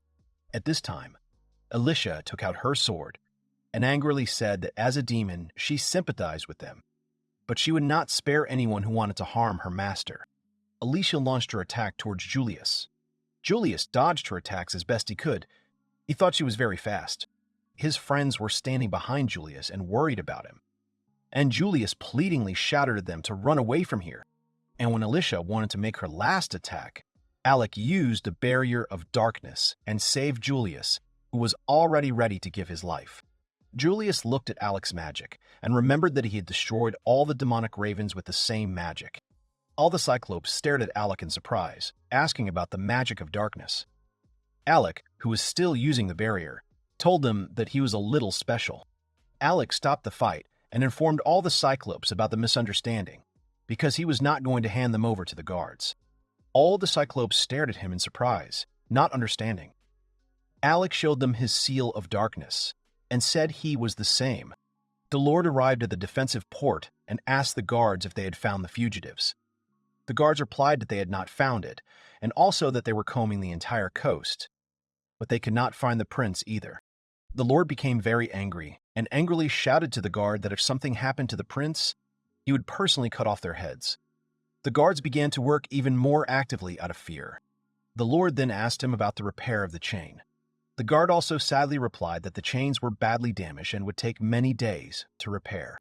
The Lord became even more angry and desperate from what he heard, saying that Reborn was finished. And then Alec suddenly appeared and told him that he was in trouble. The Lord was delighted to look at Alec. He was glad that the prince was safe. Alec asked the Lord for forgiveness and told them the bad news that the demons had escaped to the demon kingdom. The guard who heard this said that if they had escaped to the demon kingdom, then it was impossible to bring them back. The Lord looked even more saddened, but the Lord pulled himself together and, with a smile on his face, thanked Alec for his help. He said that Alec had done everything he could, and the work at the port was not over yet, so they would have to strengthen the defenses here. At that moment, Alec suggested to the Lord that he could help repair the chains. He called out to the people standing behind him and pointed at them. Alec told the Lord that he had signed a contract with the masters to restore the tiara, and he thought they could help. The Lord was surprised by this information and asked Alec in surprise, pointing at them, if they could fix the chains. And suddenly an idea crept up on him. A Mazut Minotaur. Alec had shown all the Cyclops his dark seal, saying that he was the same, and he couldn't let them escape, and they couldn't run far. Alec told them that he could help them. The Cyclopes all stood watching him, a little doubtful. Alec went on to say that if they become his followers, there is a possibility that their appearance may change. Alec offered them a contract with him instead of running away, and he promised them that he would take care of them. The demoness inside him said that even if they tried to escape from him, she could easily catch them. The Cyclopes, after listening to him, stood in doubt, telling him that he was a man, and they could not believe him. And then Alicia gave her voice, drawing all the attention to herself. Alicia attracted the attention of the Cyclopes and told them that Mr. Alec was the sixth prince of the empire, pointing to him. Alicia started saying to herself that she was a demon too. She said that she had become a follower of her master and had assumed her current form. All the Cyclopes froze in surprise, looking at her. Then Julius asked Alec why he needed to help them, because the city was over anyway. And then Alec told them that he understood everything. Alec showed his seal once more, and all the Cyclopes recognized him as the Seal of Darkness. Alec also went on to say that even if Julius really hated people, he would not have warned them about the danger in the forest. Alec said they needed help and he wanted to help. Tears welled up in Julia's eyes. He said that he thought that if they ran away, they would be able to live in peace. Julius, already completely crying, said that the price of this would be the death of many lives. Alec patted him on the head and said he understood. Alec told them very enthusiastically and decisively that they would save Reborn. They just needed to restore the chains. All the Cyclopes looked at him with more believing eyes, and just like Alec, they were filled with determination to save the city. All the Cyclopes agreed to make a deal with Alec. The demoness was ready and made a deal. After the deal was made, all Cyclopes changed their race. Julius turned into a young girl. All the other Cyclopes also changed their appearance. They all looked at their bodies in surprise. Alicia was also happy, holding Alec's joyful slug on her arm. She looked at Alec and wondered if maybe one day Alec would be able to become a human. Alec was very surprised that Cyclops Julius would turn out to be a girl. Because of the transformation, all Cyclopes were without clothes. Alec was embarrassed in front of Julius, and he turned his back, asking Alicia to give them clothes. Alec suggested that Alicia teleport to a clothing store because it was just opened in the city. Alicia also admired his talents. After all the events, the chain was restored, and the defense was able to become perfect. Lord greatly admired this work, praising Alec. The Lord said that, at this rate, they would fix all the chains in a moment. He praised the craftsman who repaired Alec's chains. Alec was glad to hear that. Julius and her companions repaired all the chains in the water. Alec suggested to the Lord that he should evaluate people by their skills, not by race. The Lord, after listening to him, told him that he had already lost any hope of protecting the city, but thanks to Alec's masters, he would be able to believe in it again. The Lord suddenly asked Alec if he really wanted to develop Terrace as his land. Alec did not understand the essence of the question, and did not answer immediately. Alec wanted to create a home in Tiaras for everyone who was very dear to him, namely the estate. He wanted to create a place where everyone has a place where they could live in peace. Alec imagined how happy all his dear friends were, how they were all around him, where he felt at home. Alec remembered that in his previous life, the Empire had fallen after 13 years. But he wanted to change that. Even if the Empire was destroyed, he wanted to protect his friends at all costs. He was determined to change Tiaras and create a real paradise there. Tyrus, in his mind, was a very beautiful city where everyone lived happily with each other. No one divided by race or by seal. All his friends are happy, just like he wanted them to be. He gathered all his friends and resolutely led them to the Chiara. He wanted to see their lands. In the lands of Tyrus, Alec, Alicia, and Julius were attacked by monsters. Julia defended herself as best she could, but her strength was running out. Julia was already in tears, telling Alec that she couldn't fight anymore. Alec has also fought monsters before, and Alec thought there was nothing in the tiara. Suddenly, even more monsters started attacking these three from all sides. Alec was confused and didn't understand what was going on. Some time ago, all the Cyclopes stood waiting in front of Alec. The demoness was glad that Alec had even more followers, besides Cyclopes. Julia happily told about her family, that they had earned money in blacksmithing and mining for many generations, and they were confident in their skills. Alec told them that he was counting on them. Alec looked at the Cyclopes, who were happy. He thought about the fact that there are about 30 people in the Julia clan. Although he had a lot of money, but with so many mouths, the money would be enough for several years. He thought that in order to earn more money, they needed to return to the capital. Alec told everyone that they needed a source of income. First of all, Alec thought that they needed a plan to earn money. He knew that if nothing was done, they would not be able to live here for long. In the city of Reborn, the Lord asked Alec if he wanted to cooperate with him. The Lord said that since your Highness asked for it, Reborn would definitely help. After the conversation, they drove to a large workshop and stood in front of a large and beautiful building, looking at it. The Lord pointed to this building, informing everyone that there were shops and a large workshop here, and it was right on the main street. Once inside, they examined the building from the inside. The building was not empty, but filled with things and furniture. Everyone was in joyful surprise, looking at the bed, the bathtub. Many thought they could live here. Alec stood there, not knowing what to say. The Lord said that he ordered the chains here and could not entrust such work to demons. The Lord was glad that there were only people here. All the Cyclopes, who had changed their race, looked at the Lord with a frown. Alec saw their reaction and told them not to take it personally. Then Alec called Julius. Alec asked her if he could leave her the collection of materials and the creation of weapons for sale. Julius answered him with confidence so that he would not worry. Alec also asked her to find out what could be mined on their territory. They were very familiar with the materials. Julius asked about the ore and said that she had worked in the mine for 3 years, so she knew a lot. Alec thanked Julius. Meanwhile, Alicia, holding the slug Alec in her hands, was a little upset that perhaps in the future she and Alec would not be able to travel together now. Alec ordered Julius, for now, just to explore the ore and find out what kind of ore is in Tiaras. Julius replied that she understood. Alec held Julius's hand in support. Alicia was too surprised when she saw this. Alicia ran up to them very quickly, and suddenly she grabbed Alec's other hand. Alec didn't understand what had happened. Alicia began to cry, asking Alec why he was leaving her. Alec was a little confused and replied to her that this was not the case. Alec turned back to the other Cyclopes, saying that he was counting on them.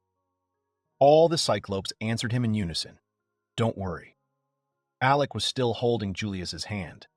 Eli asked him where they were going, and then Alec held the hands of the girls who were standing side by side and teleported to another place with them. Julia was a little shocked by such a teleport. They ended up on the rocks further than the city. Alec said that he tried to teleport as far away from the city as possible, although this place is called the Territory of Demons. It's not so scary here. Julius admired Alec's magic, which teleported them to another place in an instant. Alicia was proud of him, saying that it was a mere trifle for Alec, because he could do more than that. Alec awkwardly asked them to stop. Alicia continued by asking Julius if she could use magic. And with a proud head, Alicia said that she possessed holy magic.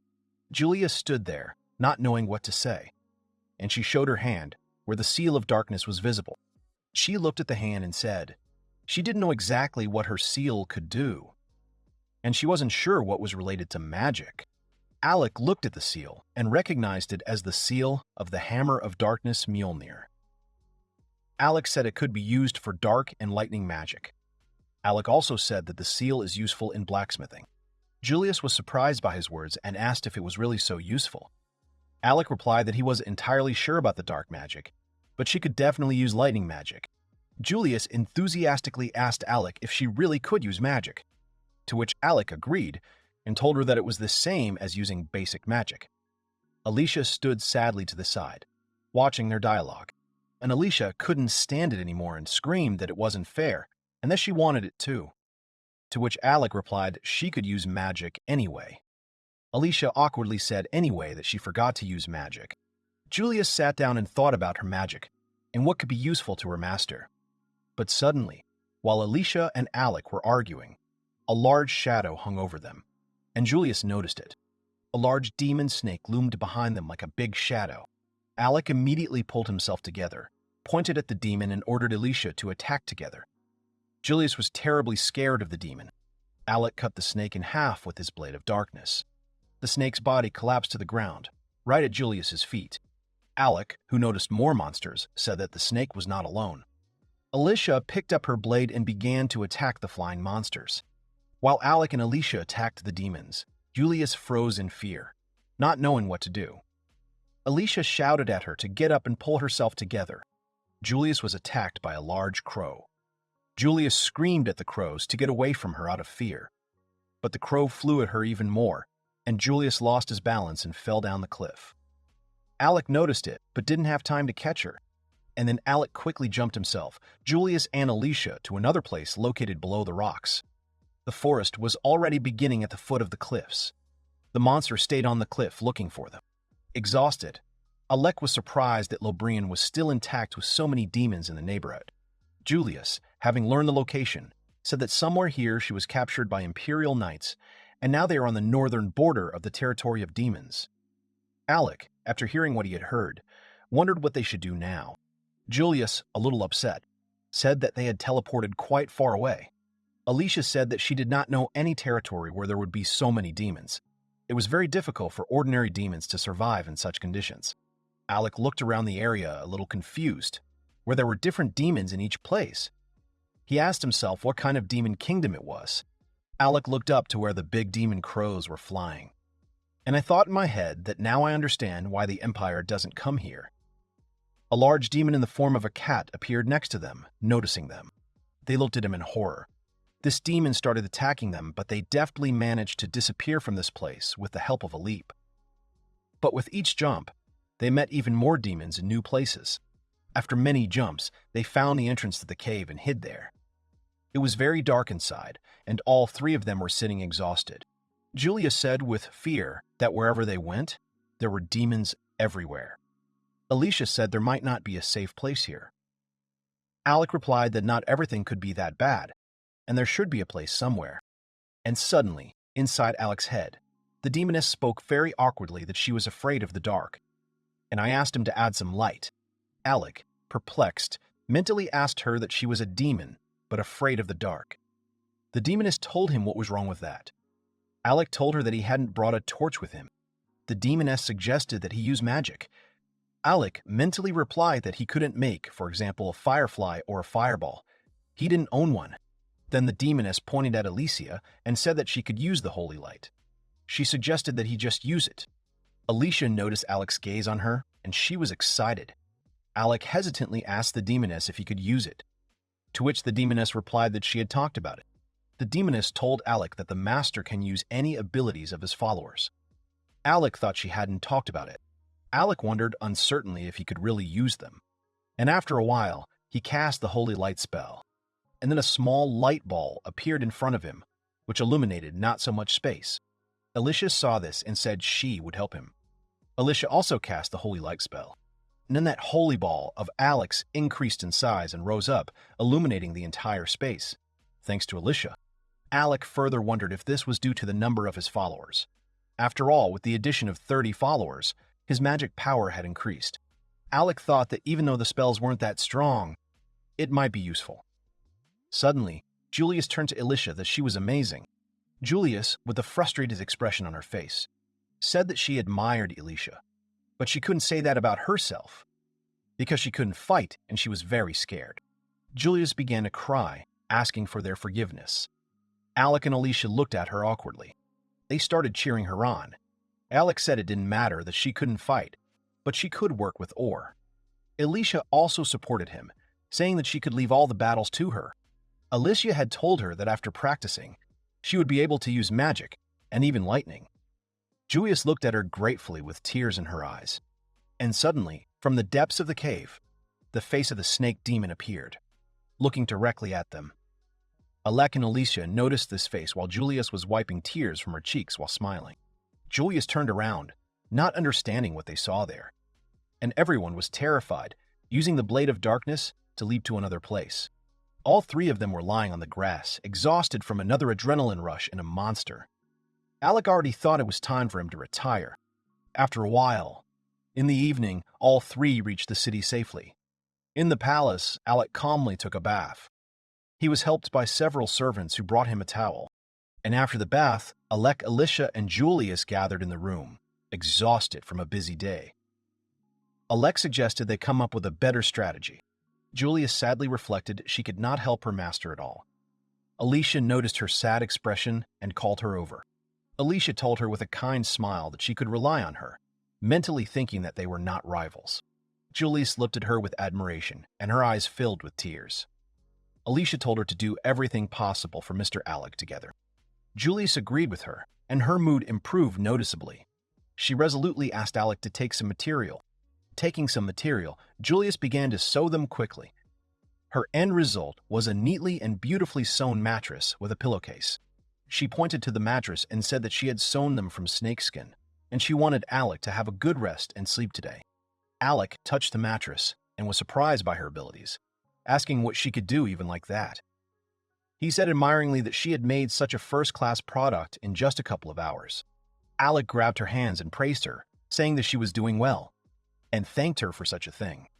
Alicia saw this scene and also started saying that she had very smooth skin, and still thought that Julius was her rival. Alec didn't understand what she was saying. There are many customers in the workshop during the day. A man in armor came with his sword and scabbard in his hands, saying that he had heard that weapons could be repaired in this workshop. On it, in a wicker basket, several pieces of snakeskin fabric are neatly arranged, each of which is filled with magic. One of the customers approaches the man behind the counter to thank him, because the knives she bought from them the day before turned out to be very sharp, which she clearly liked. Alec looks with a satisfied smile at how the workshop is thriving. Alicia, standing next to him, says that if they continue at the same pace, they will have a stable source of income. However, Alec is not so optimistic. He is clearly worried that even if they now have enough funds for everything they need, they also need to think about the future, because then they will have more people and, in this case, their income may no longer be enough. After a while, Alicia brings a lot of books and scrolls and puts them on the table, saying that she found the records of the tiara. Alec looks at the map and realizes that there is most likely a castle on the island. He says they could check out the island and, if anything, defeat the demons living there. Alicia says that as soon as the waters in the sea calm down, the monster should also retreat. Then Alec decides to make this island their capital. He suggests that the girls immediately go on a trip, which they gladly agree to. And Julia says that today she will just show everything she is capable of. Alec quickly jumps into Alec's arms. Alec realizes that he wants to go too, so he picks him up. Before sending, Alicia, with a pretty smile, offers the gentleman to hold hands, but he does not hear her words at all, and makes a sharp jump. All four find themselves in a forest in an unfamiliar place. Alec walks up to the cliff and looks around, roughly noting which way Heir's Island is located. He turns around and notices Alicia, who mumbles something about a hand with a sad look and holds out her hands to him. He looks at her blankly at first. Then he finally understands what she means. He tells her that his magic power has increased, so now he doesn't need physical contact to jump. The master's words upset her so much that tears begin to flow from her eyes. She starts crying loudly, shouting that this is completely unfair, and at this time Julius is trying to calm her down somehow. After she calms down, Alec says he will continue to teleport to avoid encountering demons. Since Alec uses the jump many times when they encounter giant demons, he also uses invisibility to hide from them. Until at one point, Alicia points somewhere, wanting to draw her master's attention there. Finally, they noticed a coveted island in front of them, on which there are many forests and buildings, including a castle. The streets are completely abandoned and full of dirt and overgrown foliage. Alicia says that the city turned out to be even bigger than she expected. Alec appraisingly examines the area and notes that more than 100 people will be able to settle there. Looking around, he assumes that they are in an administrative area. He invites his companions to go to the city center. He notes that apparently there are no more demons left on the island, except for small ones, the size of birds. An unpleasant expression appears on Julia's face. She remembers the crows with dislike. Suddenly, Alicia points somewhere, asking fearfully what is there, as if she noticed something terrible. This scares Julia very much, until she realizes that it was just a joke. Alicia laughs at her and jokingly calls her cowardly, and she asks why she did it at all, and resentfully asks her not to do it anymore. Suddenly, Alec notices some rapid movement on the ground. Julius does not take his words seriously, as he decides that the gentleman also decided to make fun of her as well as Alicia. However, after that, they both notice a small mouse on the ground. Suddenly, unexpectedly for them, the mouse emits a loud squeak. In the next moment, all three of them look up and see several aggressive demonic ravens coming at them from above. Alec stands in a stupor and looks at the ravens, not believing that it was the mouse that summoned so many demonic ravens. Alicia is not afraid and resolutely prepares for battle, saying that there are not so many demonic ravens. She wants to deal with them faster and then use their meat for dinner. At this time, Julius is scared, trying to wave away the crows, squinting and closing his eyes. Suddenly, one of the crows grabs the mouse in its claws and lifts its small body into the air. The mouse squeaks and gets scared. However, suddenly the raven, who was carrying away the mouse, is struck by a blow, namely the blade of darkness. After that, Raven lets her go. The mouse falls to the ground on its back, after which it gets up and quickly runs away somewhere. In the end, Alec, Alicia, and Julius were able to defeat all the demonic ravens. Alicia looks at the bodies of the ravens and asks the others what they should do with the remains. Alec takes out a dark cube and says that he will put them away for now, as the smell of blood may attract other demons. Alec uses a dark box. A mouse is watching all this. She looks sullenly around the corner and squeaks softly. Alicia hears a squeak and turns around at the sound. She says the mouse is back. Julia doesn't like it at all, since it was the mouse that set the demonic ravens on them. Alec looks at the mouse and notes that the mouse is most likely quite smart. He assumes that the mouse may be useful to them, so he suggests catching it. Julius and Alicia try to catch the mouse together, but she very deftly escapes from both of them without being caught. This continues until Alec intervenes.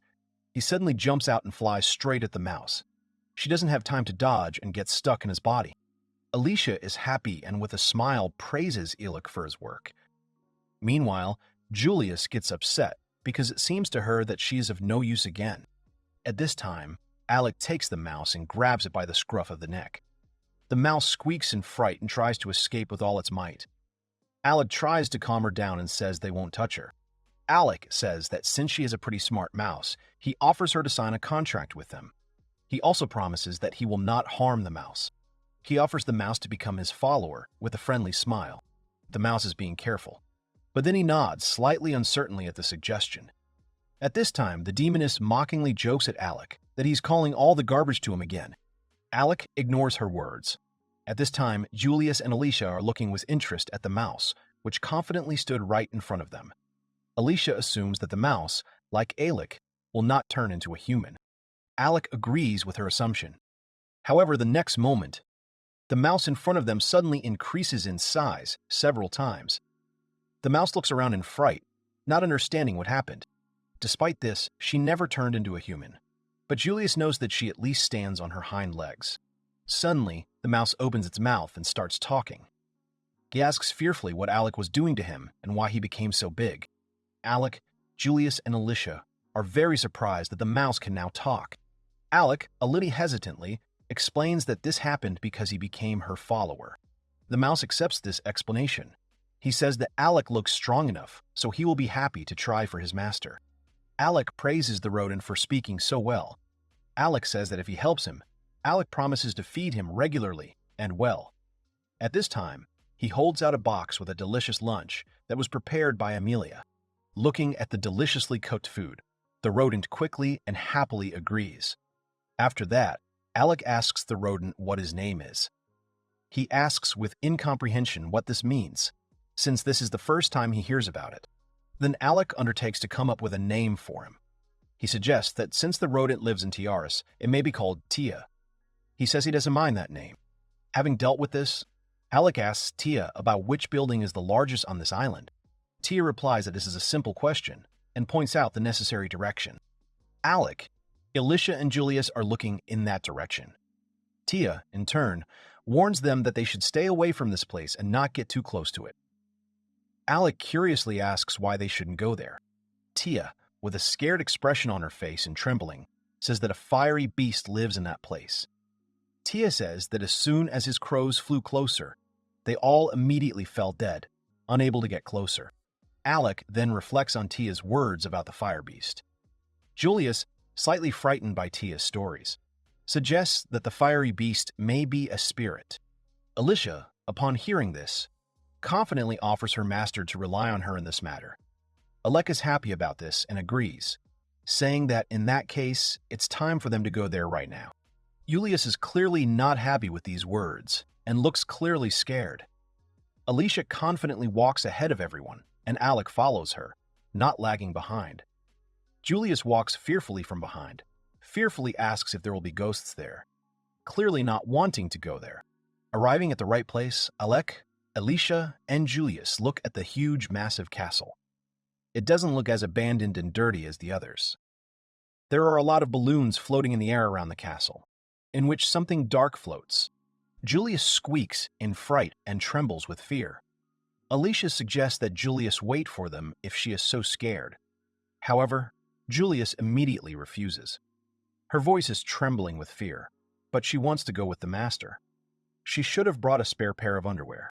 Coming closer to the big castle, Alicia confidently and bravely fights with all the spirits flying around, while Julius looks at it with fears, and Alec with interest. At this time, Tia addresses Alec, saying that this building used to belong to a local lord. Tia, with a smile on his face, is glad that his new comrades are so strong and cope with all obstacles so easily. He also says that he can't wait to go inside the castle with them. He asks Alec for permission to go with them. Tia says he knows a lot more. He will definitely be useful to them, and that for such delicious food, he will be ready to serve his master for eternity.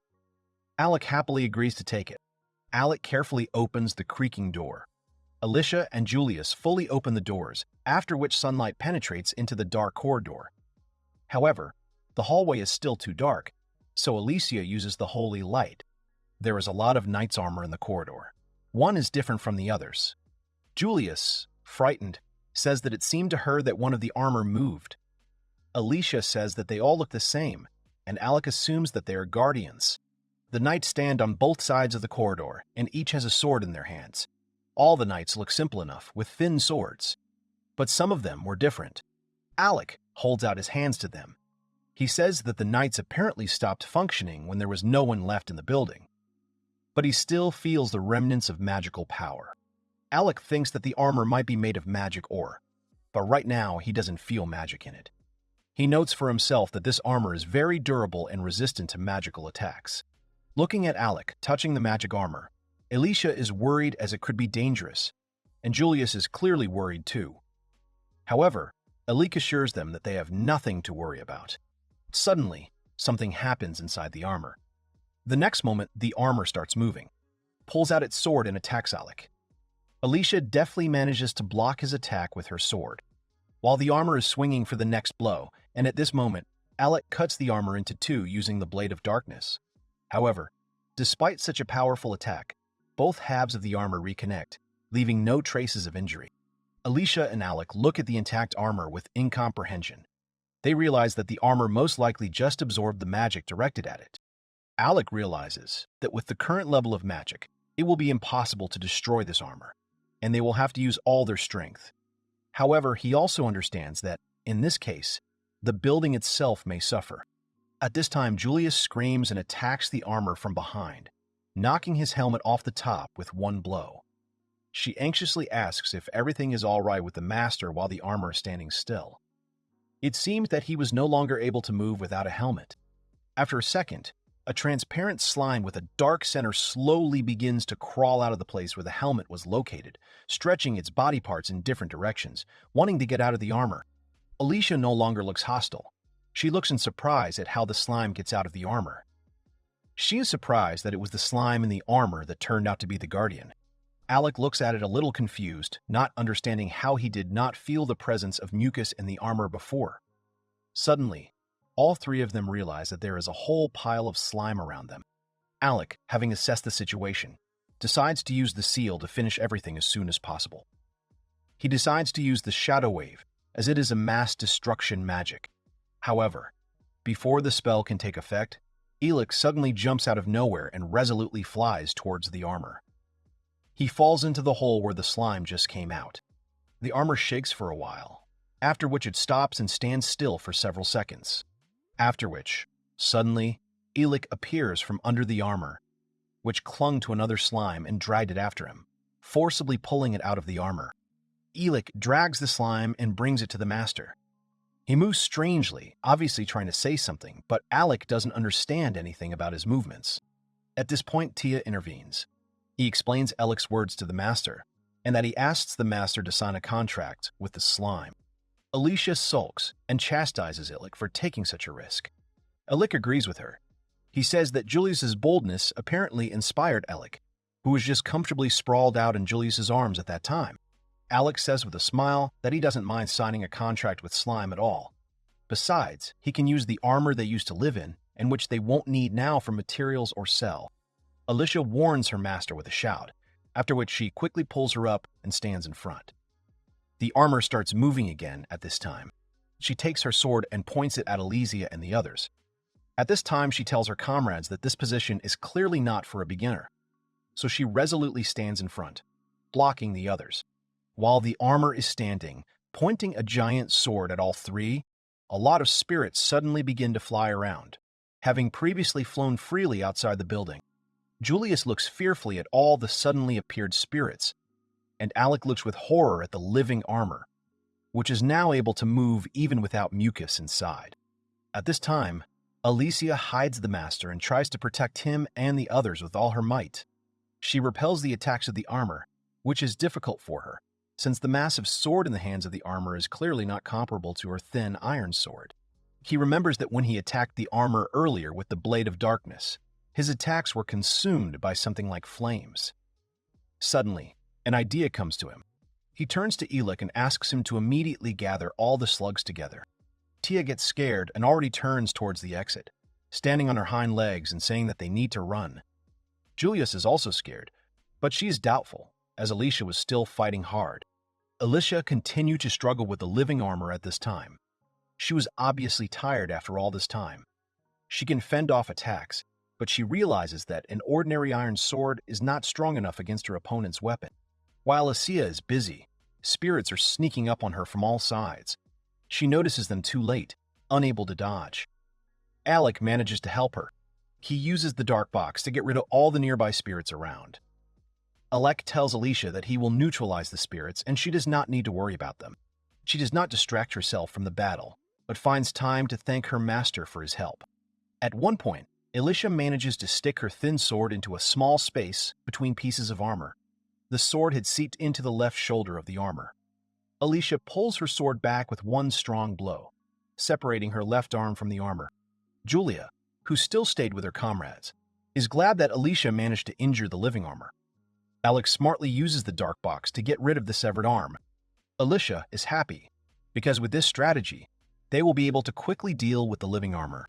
However, quite unexpectedly, huge streams of flame begin to actively ooze out of the armor in all directions. Alicia is trying to hide from him somehow. Alec shouts at her that she needs to stop, as it is better for them to retreat and recover in this situation. If the flames continue to ooze out of the armor, the entire mission may catch fire and collapse. Julius looks in horror at the burning beams, and Tia screams in fright that everything is on fire, pointing to the ceiling. A jet of flame moved towards Alicia, who was distracted for a moment, from which she did not have time to close herself. However, Alec manages to close it, which stretched out in front of her like a human shield. Parts of his body fall on the fire and extinguish it a little. After that, Alec reverts back to his original form, clearly tired and weak. Alicia is scared for him, saying that it was too dangerous for him, since he has a water attribute. Hearing the words about water, Alec remembers something, and an idea comes to him. He turns to Tia and orders him to tell the slugs to get ready. The worried and frightened slugs gather together. Alec realizes that there are about 100 slugs there, and with that many they will definitely be able to cope with the fire. Alec decides to apply his plan. He turns to Alicia and shouts for her to back off. She does as she was told, after which Alec stretches out his hand and uses a water bomb. After which, a huge stream of water rises from the floor right under the living armor and completely envelops them. The whole space around was filled with water. While the living armor was rapidly being surrounded by liquid, everyone looked at it in surprise without saying a word. Alec himself, who used the water bomb, was the most surprised of all. After some time, the water flow stopped. In its place, the armor remained standing, which fell to the carpet a moment later. On the carpet, in turn, there was a huge dark wet spot from the water. Alicia comes closer to the no longer living armor and examines it. She notes that the water flow that appeared completely extinguished all the flames. Julius was also looking at the armor with curiosity. Alec was looking at his seal joyfully, but still a little excitedly, mentally rejoicing that his plan had worked perfectly. At this time, Alicia says that she would like to rid the armor of its limbs, just in case. Julius, in turn, slightly frightened, moves away from the armor. She excitedly asks to make sure that the armor will definitely not be able to stand up anymore. Then Alicia picks up both of the fallen arms of the armor and begins to quickly shake them in front of Julius' face, making terrible noises at the same time. Julius gets terribly scared and screams loudly in fear. She's very offended by Alicia again. Julius shouts loudly at his friend, again asking her to stop such jokes. However, Alicia responds by saying that it was just a joke.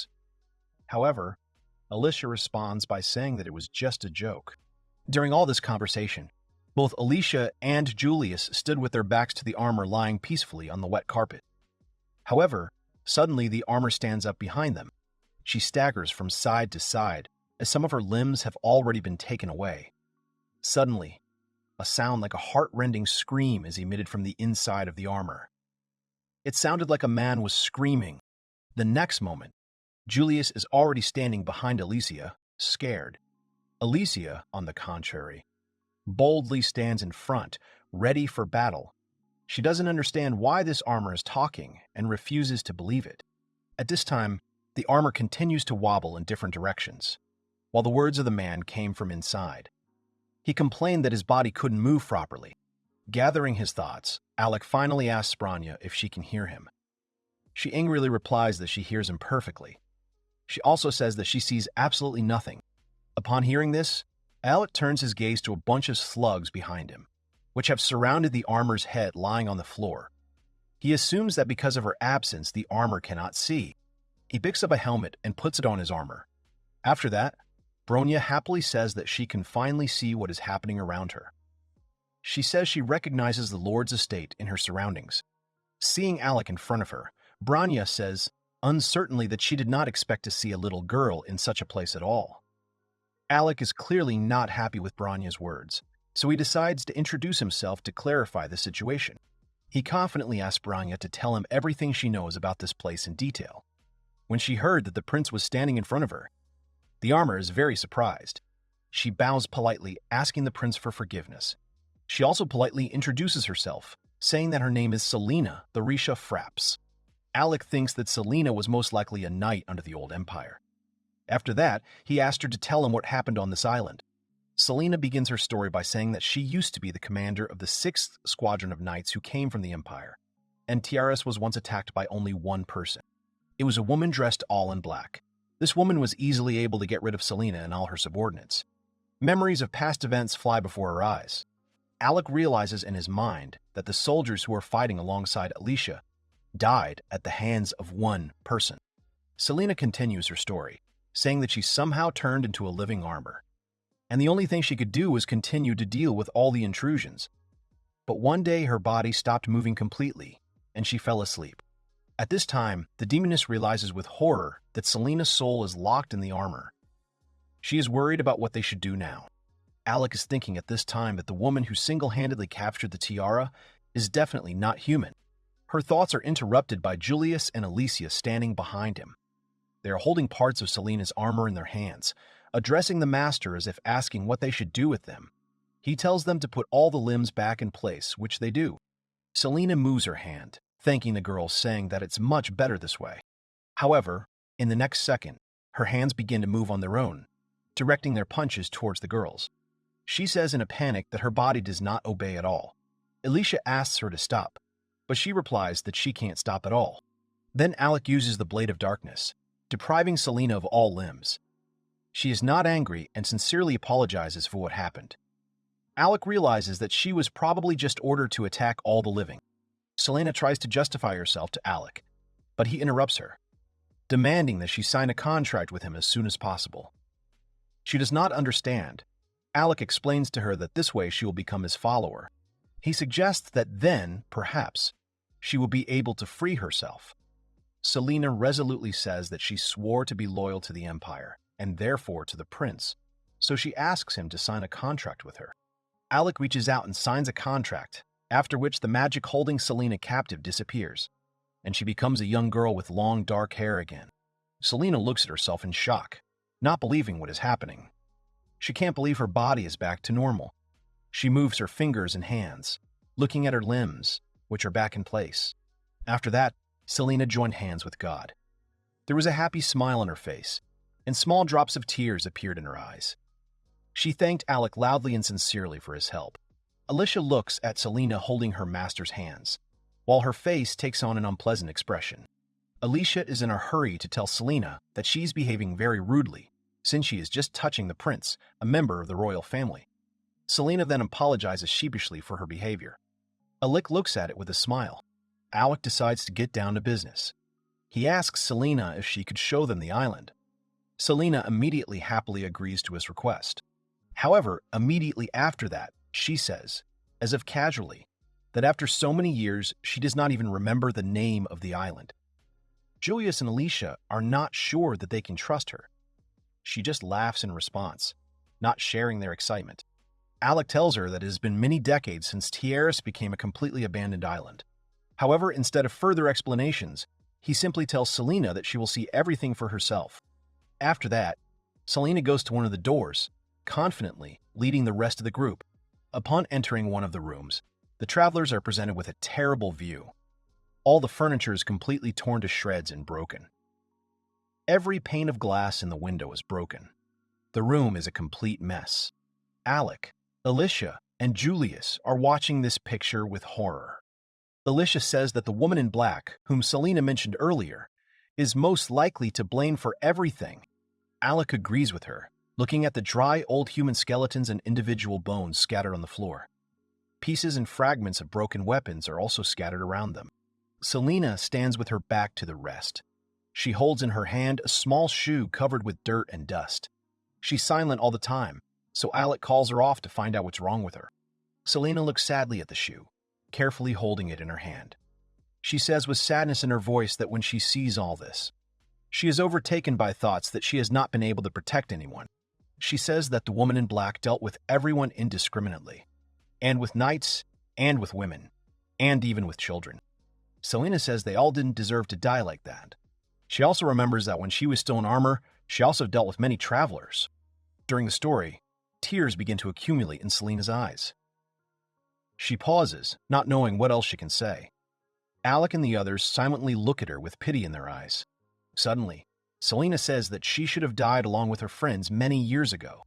After listening to her, Alec smiles gently and tries to cheer her up.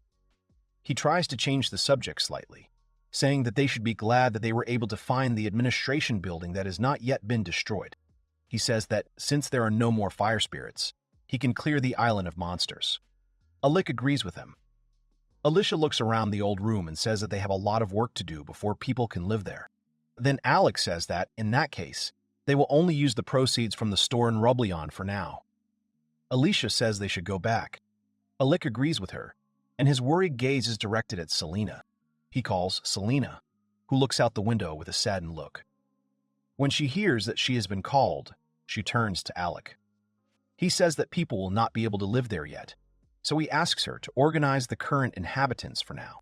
He says he would like Selena to become the protector of Tiaras. These words amaze her.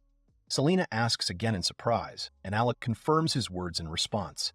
He says that Selena will definitely have the responsibility to protect the inhabitants from the attack of demonic crows. Upon hearing this, Selena immediately assumes a serious expression with confidence, saying that they can rely on her for this and she will never let them down. Selena clenches her fist. She only thinks that this time she will definitely be able to protect the inhabitants of the island properly.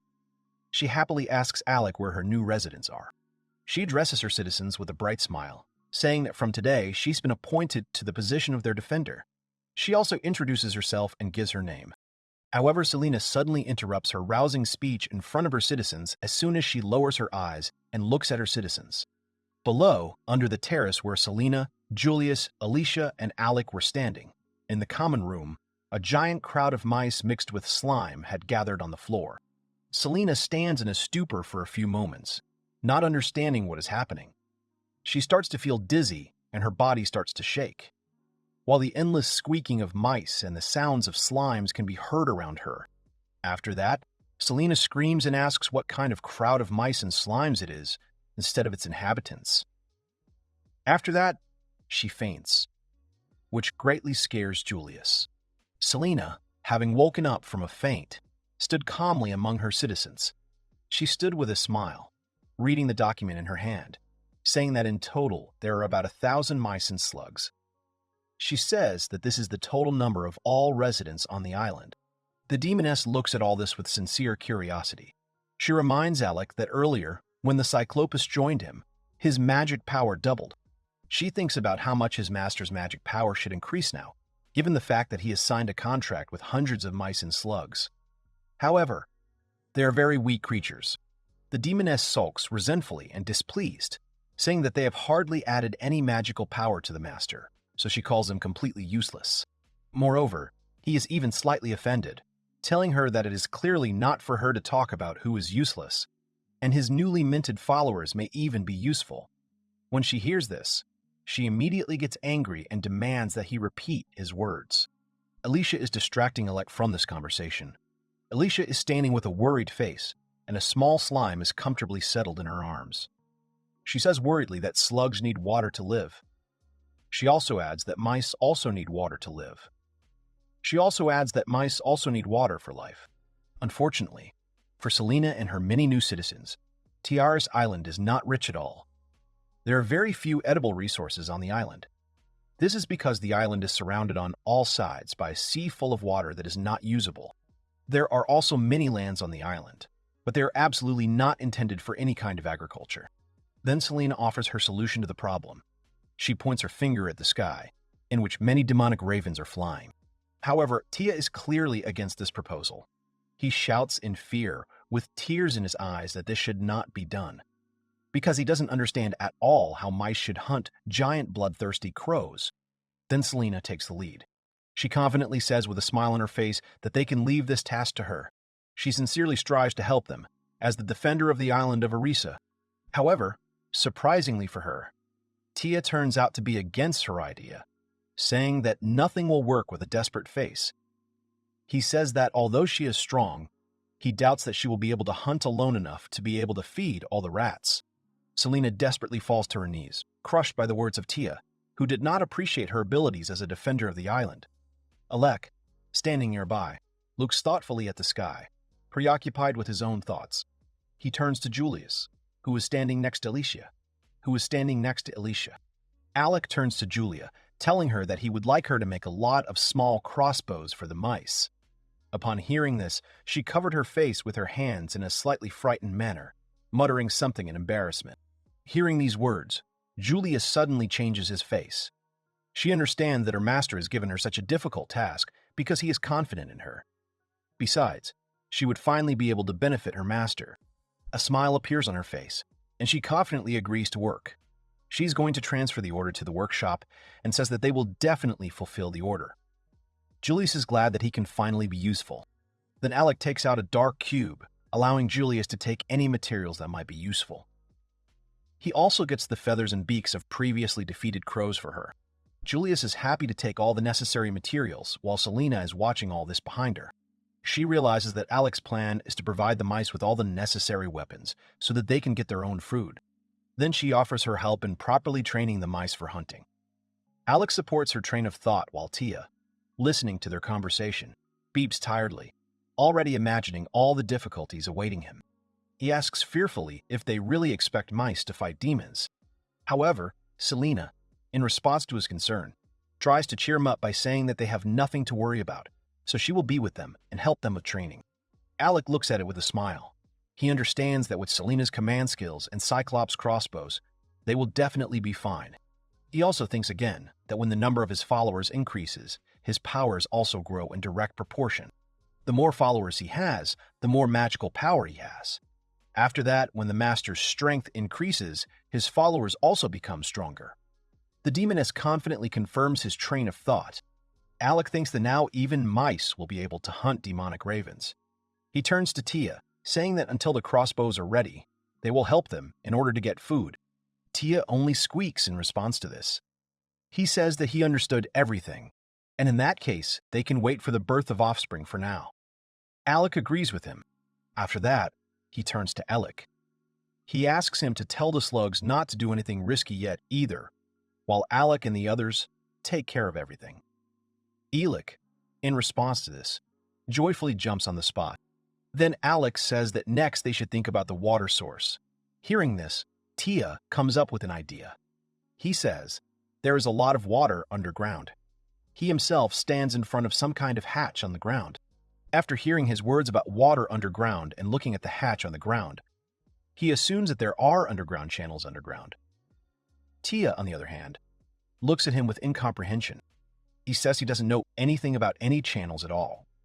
Selena, looking at this, remembers something. She says that there used to be a capital on the island, which means there must surely be channels with drinking water.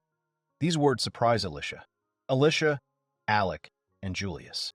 Julius, with a surprised expression on his face, asks to make sure if this is true. Alec then explains to them that in the days of the old empire, such channels could well have been present. Alicia is also thinking about the reasoning of her comrades. Alec looks around and suddenly turns his attention to something. In the distance, he notices a small pillar against the wall sticking out of the ground. This pillar turns out to be a crane, under which a small container is located. It looked old and covered in dirt and rust. Suddenly, a dark drop of unknown liquid appears from the end of a long-dried tap. Immediately after the appearance of this small drop, a huge amount of liquid immediately begins to pour out of the tap with force. Despite the viscosity of the black liquid, it is in huge quantities and very fast. Selena gets very scared and stands behind Alec, fearfully asking what kind of liquid it is. Alec, looking at this, suddenly understands something. An agitated expression appears on his face. He does not want to believe in what is happening. He turns to Alicia to quickly deal with this situation. Alicia immediately understands what her master wants. She stretches her arms out, intending to use a spell on an unknown liquid. A second later, purified drops appear in place of the dark and viscous liquid, after which all the tap water becomes crystal clear. Alicia closes her eyes and folds her hands, finishing the spell. Selena looks at what happened with surprise. Alec comes closer to the source and examines it. He realizes that his thoughts turned out to be true. Alec was thinking that there was dark magic in magic, which was why it was so dark, viscous, and unsuitable for darkness. He turns to Tia and asks him and the other mice to taste the water. Tia agrees. He says they can drink water this way, or use the leaves to drink. A few mice start drinking water with joy. After making sure the water was safe, he turned to the gentleman, saying that everything was in order and the water could be safely drunk. Alicia suggests that these may be leaves from a sacred tree. Selena also examines the piece of paper and says that it is quite possible. She says she heard that the Empire had a small supply of water with the leaves of the sacred tree. He says he needs to see the water source. Alec asks Tia to guide him through the sewers. He beeps as a sign of agreement. Alec goes there with Tia, Selena, and Alicia, while Julius has gone to make crossbows. They all go down the stairs leading to the sewer full of sewage water. Despite the fact that Tia leads the entire group through the sewers, he says he has never been to this place before. Alec notes that the room is getting too dark, so he decides to add some light. He reaches out his hand and decides to use the holy light. Alec expected to see a fairly weak light source, the same as when he first tried this spell. However, unexpectedly for him, the light from the spell turned out to be much stronger. The light was so strong that he even squeezed his eyes shut and tried to hide from the light. However, Selena, who was standing behind him, did not have time to close her eyes and looked straight at the light. Selena stood behind him, her eyes wide open, completely motionless, and continued to stare at the bright light. That's because she still considered undead, and it was the holy light that Alec used. Because of this, he almost banished Selena, while Alicia was trying to hold her back. Calling her master for help, Alec stopped using the holy light so that Selena could recover. As soon as everything got better, he breathed a sigh of relief. He thought that he did not expect at all that he would become so strong that he would even be able to expel the undead with the help of light. He understands that he should be more careful with his powers. Alicia looks worried. She quietly and confusedly notes that her master is already so good at holy magic, even better than her, despite the fact that he borrowed this skill from her. She sadly says that her master will not need her very soon. Alec, in response, tries to calm her down, saying that this is not the case at all, and he will always need her. Selena, who has regained consciousness, hears their conversation. She decides to intervene in the conversation. With a bright smile, she says that her master has nothing to worry about at all, since in case of danger, she will definitely protect him with her fire magic. After hearing about Selena's fire magic, Alec and Alicia have flashbacks in their heads. They recall how during the battle with Selena, imprisoned in armor, jets of fire burst out of her body and almost burned down the entire building. Selena, apparently not remembering what was happening, does not understand their reaction. After that, Alicia asks Selena to show her seal, and she agrees. Selena, clearly proud of her seal, declares with burning eyes that her seal is bubbling blood. The Dana seal improves combat skills with fire magic, as well as strengthens closest allies. Upon hearing this, Alicia says that in this case, it is not surprising that they were so hot at the time. However, as soon as she said that, she immediately corrects herself, saying that it was just very warm. Alec decides to change the subject and points ahead, saying they should move on. The whole group continues to move forward as sewer water gushes into the canal to their left. The water in the canal flows at a very strong speed. At one point, she even spills out of the channel and touches Alec. He finally pays attention to the strong flow. Alec thinks about it and asks his comrades aloud where such a strong stream can come from. Alicia notes that she does not smell the sea from the water. She suggests that there may be another source of water in the ground.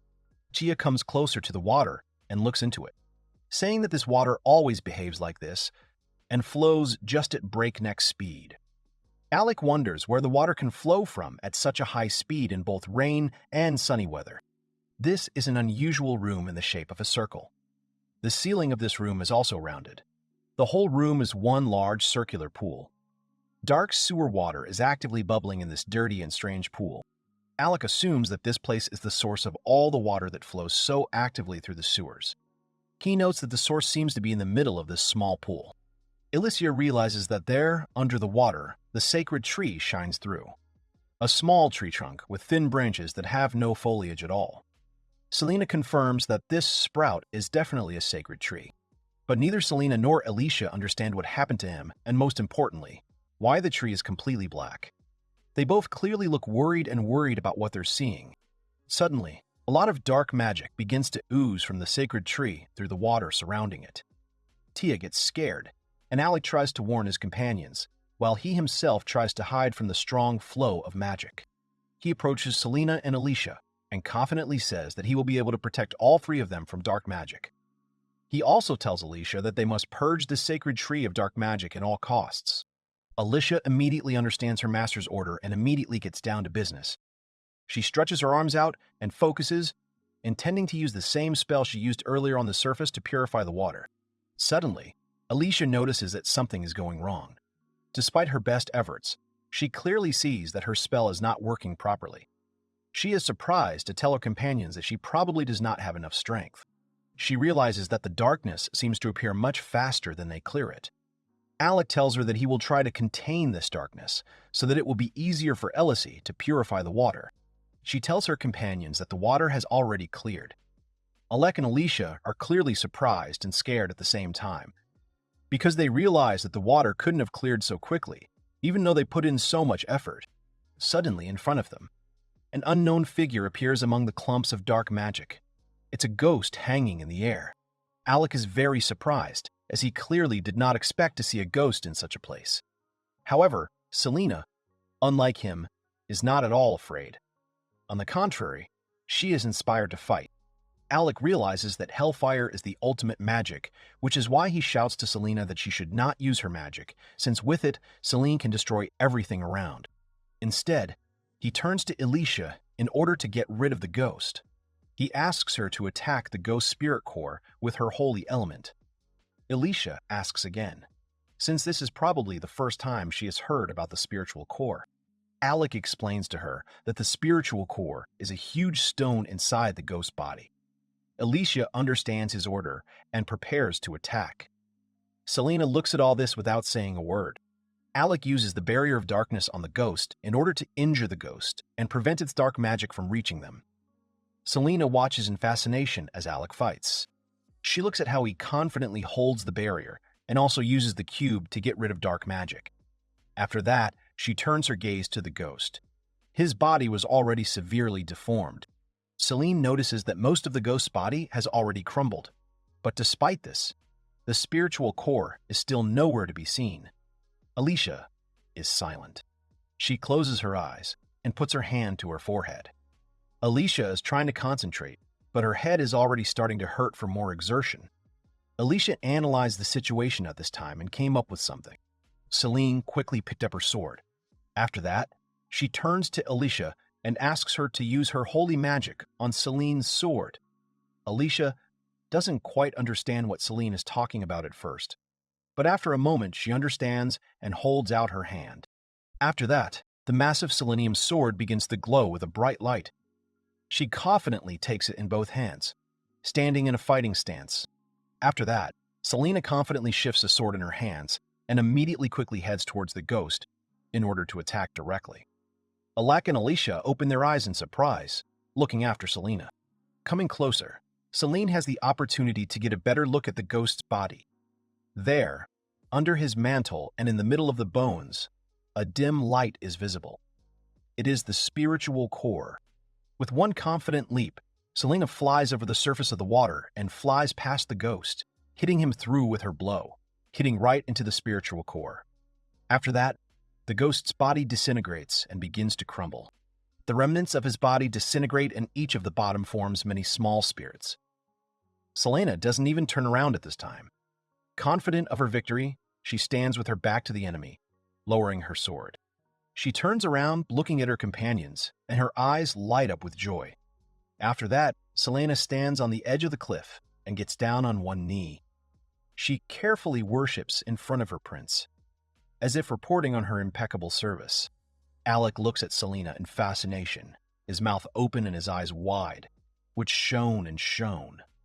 Alicia, who was standing behind him at that moment, had a strange expression on her face, clearly not a kind of admiration. However, at one moment, the edge of the cliff on which Selene stood with one foot breaks under her heel, which is why the next second Selene falls uncontrollably down. She doesn't even have time to scream as she already falls into the water. Alicia and Alec just stand and stare at the small water bomb that formed after Selena fell into the water. They look at the water a little anxiously, waiting for their friend to surface. For a while, a lot of bubbles appear on the surface, after which Selenium finally successfully floats up. With the help of a small, simple ladder on the wall of the pool, she climbs to her companions. Alicia leans over to her and says that the way Selena defeated the ghost was very cool. Alec supports her, saying that this is to be expected from the commander of the Knight's Order. Selena's mood immediately lifts. She gets to her feet and scratches the back of her head in embarrassment.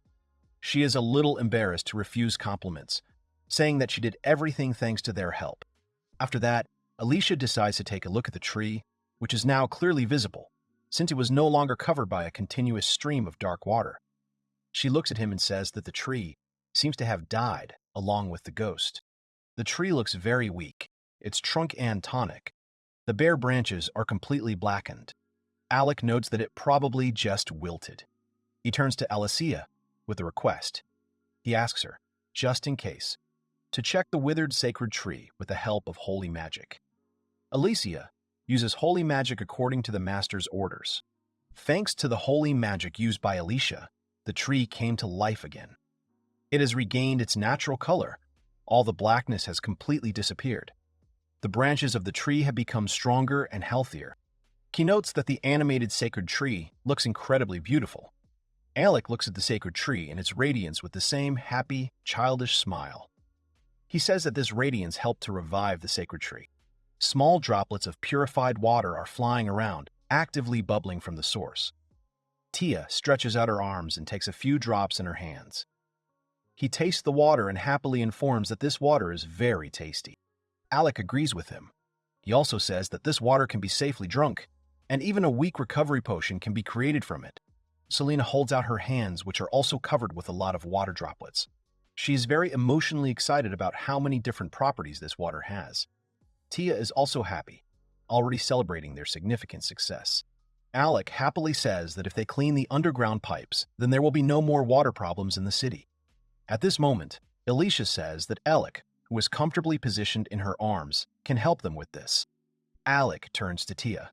Since it was thanks to him that they managed to sort out all the problems so quickly, Tia, in turn, embarrassingly refuses compliments. After that, Alec casts a sidelong glance at the demoness in his mind. She already clearly knows why Alec is looking at him like that, so she pouted and turned away. She asks why he's looking at her like that, but he says it's nothing. However, she can't stand it, and very undesirable, but still grudgingly admits that she was wrong and that slime and mice are also very useful followers. Selena carefully guided the mice, teaching them how to use crossbows, how to aim and shoot. It's time for the hunt. The mice hid in one of the buildings, pulling the tips of crossbows out of the windows. A lot of mice aim at one prey, after which they measure in anticipation of the command. Their target is a crow sitting quietly on the ground, suspecting nothing. Suddenly, Selena loudly gives the command to open fire, after which many arrows fly into one crow at once, completely destroying the target. Tia, holding a crossbow in her hand, happily celebrates the fact that he was able to hit the target with an arrow. Selena is also clearly happy for her students and their progress. However, the hunt does not end with one defeated target. In the end, Selena and Tia bring their master a whole mountain of dead crows. Selena proudly tells His Highness that they have successfully destroyed all the demonic ravens on the island. Alec looks in surprise at a whole mountain of demonic crow carcasses, while Alicia and Julius, who has returned to their team, look at it with a smile and joy. Tia joyfully shouts that they have copped and he has finally been able to avenge all his fallen comrades. Alicia smiles, noting how fierce Tia is. Alec also smiles, thinking that his behavior was probably influenced by Selena's seal. Julius leans over to Tia and says that this is only a prototype, but if he is completely satisfied with it, then Tia will be able to continue using it. She also says that with the new materials, they will be able to equip all the mice with such crossbows. Alec, with a smile on his face, thanks Julia for the work done, saying that almost everything is ready. Julius enthusiastically says that in this case they will continue to work hard in the workshop. Alicia also adds that thanks to the tree in the canals, we have a large supply of holy water. Selena also adds that valuable materials can be sold from all demonic ravens. After listening to them all, Alec thinks about it and says that for now, that's enough for them.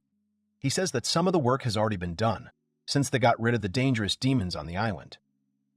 He also adds that they obviously won't last long on crows and holy water alone. Then, he proposes to organize the fishing industry. Selena says that it will be difficult for mice, but the idea is clearly not a bad one. After that, Selena offers her idea, namely a magic ore. Then Alec asks her to tell him about this magical ore in more detail. Then Selena explains that her armor is made of mithril. She also says that there are caves under the island connecting it to the continent. Selena suggests setting up a mine there, which may turn out to be quite good, given the amount of resources, and use it to protect the guards from the Lord's palace. She thinks she can control them, because she used to be their commander after all. Alec thinks about her words. He says that 1,000 years ago, when the core was intact, they can move forever. Then Alicia says that they can use them not only for defense, but also to destroy the demons on the continent. Julius then confidently says that they can safely leave the definition of magic ore to her. After that, they are going on another trip. Selene shows his comrades how to get down to the mines. They all go down a long spiral staircase leading down. Eventually, they come to the door. However, when they take a closer look at it, they discover something. Namely, that there is a lock on the door, and it is locked. Selene notes that the castle was clearly made of orichalcum. After that, after a little reflection, she suggests using her sword to break the lock. However, Alec immediately dissuades her from this idea, saying that in this case, she will definitely destroy everything around with her unimaginable destructive power. Alec leans over the lock and looks closer at it. He says it's not an ordinary castle. Alicia, having also examined the castle, says that most likely only at least 10 skilled magicians will be able to open it. Hearing these words, Julius gets scared. She also gets upset because it seems to her that this means that they simply will not be able to go further. However, Alec calmly orders the door to open at this moment, and it obeys. Julius, Alicia, and Selena just stand there and stare at him in silence. After that, a shocked expression appears on the faces of each of them. Alec, holding the lock in his hand, hurries to explain that he just used some dark magic on the lock. He also says he didn't think he would open up so easily. Selena praises him for his excellent work. Alicia says that her master is amazing, and Julius says that he will serve him forever. The demoness, who hears all these praises, clearly does not like it, while Alec embarrassedly asks his comrades to stop showering him with compliments, as they embarrass him. The demoness angrily screams that she can do it too, but no one hears her except Alec, who would like her to just be quiet and not spoil the moment. At this time, Selena suggests that her team move on, but suddenly she is stopped by new doors, which she apparently sees for the first time. She desperately tries to open the door, not understanding why it won't open. Alicia then asks Julius to help Selena. They try to open the door together while Alec asks Selena what's the matter. She explains that she does not remember that there were doors in this place. Alec says that the doors must have appeared there after Selena was imprisoned in the armor. He suggests that they could have been used to protect themselves from the woman in black that Selena mentioned. Then, she thinks about the words. Selena argues that apparently when the woman attacked the island, all the inhabitants fled to the continent through caves, and in order to break away from their pursuers, they locked the doors. Alicia at this time says that with the powers of the Orc and Cyclops, they will easily open this door. Julius, who is clearly very tired, barely agrees with her. Selena, with tears in her eyes, says that in order to save people from the continent, they put up such a solid door. So she also wants to try her best. She also makes every effort, after which the door finally opens. A heavy door creaks open and a little light finally spills into a large, dark hall. However, no one exactly expected to see what was there. A dark room appeared in front of them, the floor of which was filled with human skeletons. Selena looked with horror at the many old human bones, seeing in them her previous inhabitants, whom she could not protect. There is a small badge among all the bones and old clothes. It was old, pieces had broken off in some places, and it was covered in dirt and blood. Selena quickly picks it up, recognizing it as the ruler's emblem. While examining the bones and skeletons, Julius realizes with horror that all these bodies belong to refugees from the island. Alicia examines their skeletons and concludes that many of the refugees were killed by arrows and weapons. Looking closely, among the pile of remains of various people lying on the floor almost close to each other, there were also small children's skeletons, which also had traces of a weapon attack. Alec realizes with horror that the door was not made to protect people, but in order to keep someone. Suddenly someone shouts at Alec. He turns around and sees that the guards appear behind them, who pointed their weapons at them and completely blocked the passage back to the exit. Alec manages to react quickly and uses a barrier of darkness. after which they are covered by a barrier of darkness. Selena tries to somehow stop the guards from attacking, shouting orders to them and saying that she is the commander-in-chief of the squad. However, they do not listen to her at all and continue to attack. One of them manages to stab Selena in the back with a sword, after which she stops all attempts to reason with the guards and stop them. Selena comes closer to the others. They look worried and say that the guards apparently just started attacking all the people without orders. Alec doesn't quite understand what exactly she means by orders. She also turns her attention to another door and suddenly calls her master to look at it.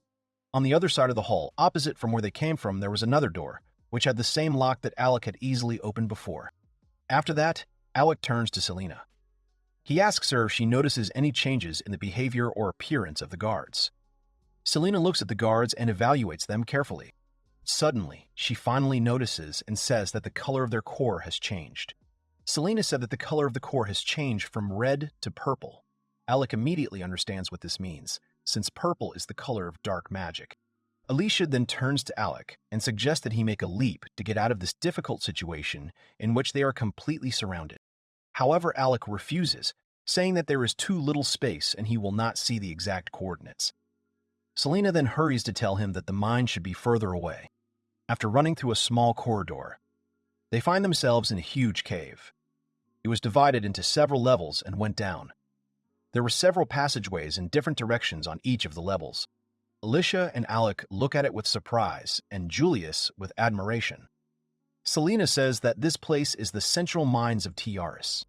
However, during their little conversation, the guards are already approaching them, who have not stopped chasing them all this time. Alec turns to Selena and asks her to protect them. Selena immediately agrees and picks up her own. She concentrates, then uses her firepower, which causes a strong fire stream. Alicia steps back slightly, trying to protect himself from the strong streams of fire. Gets to work and, using his seal, he summons many small black spheres floating in the air. He uses a jump on these spheres so that they instantly move almost directly to the spiritual cores of the Guardians. And while they are blinded and confused, Alec is going to quickly get rid of the dark magic in their cores with the help of these spheres. Alec immediately uses absorption on each of the guards. After the dark magic was sucked out, the Guardians return to their original position. Selena notices that the color of their core has become the same as before. Alicia and Julius look at the guards with concern, and Selena, in turn, is in no hurry to relax, keeping a tense expression on her face. They are awaiting further action by the guards. They stand motionless, pointing their heads up and do not even pick up the owl's weapon, completely motionless. Seeing that the guards are not moving in any way, Selena decides that they may have returned to normal, therefore they cannot move without orders. She stands in front of them and proudly declares that she is the commander of the Order of Knights. She also informs them that their former lord has died and that they are now officially under the command of the sixth prince of the empire, Alec. After these words, the sound of metal hitting the floor was heard. Those guards who were still armed. They arbitrarily threw out their weapons, obeying the orders of the commander of the Order of Knights. Alicia notes that it has finally become very quiet around, and Julius wearily says that she thought she would definitely die. At this time, Alec draws attention to one of the objects in the cave, namely, one of the stones. Not only does it look different from the others, but Alec also notices that the stone exudes the most real magical power. Immediately after he notices this, the stone begins to move, while many other stones from the surroundings begin to rise behind it. Eventually, when they come together, they form a golem. However, Alec remembers that they are not on the territory of the island at all. Alicia adds that they are currently in the territory of the Demon Kingdom, and Selena, who does not hide her surprise that there is something like this in the tiara. Julius, in turn, as always, is terribly scared, and in front of the sight of a huge monster, he can only squeak softly and helplessly. The golem, in turn, chooses its first victim. In the end, he chooses Julia, since she was standing closest to him, and therefore he quickly stretches out his arms to her. However, it is the guards who manage to come to her aid, who tried to attack them a few minutes ago. Two of the guards stop the golem's hand by crossing swords and holding it down. Julius turns around in surprise and looks at the guards, who are trying with all their might to hold the golem. After these words, she decides not to waste time and help her soldiers. She gets into a fighting stance and, picking up a sword, uses the fiery flame again. She decides to strike her first blow at the golem's head. So there was a large hole in it, from which the light of the spiritual core was clearly visible. Selena strikes right at the core with all her might. However, nothing happens. She says the golem's core is very strong. After that, she notifies all her comrades that the core is precisely the ore in the golem's head. At this time, the golem is swinging his arms, scattering the guards around like small toys until they have the opportunity to resist his power. Selena is afraid for her subjects, who protect them at the cost of their lives. However, they point their weapons at the golem again, not wanting to step back. One of the fallen guards lying at Alec's feet raises his hand with difficulty and points with his finger at the passage in the wall. Julius says that they need to escape from there, while Alicia turns to her master and says that they need to retreat immediately.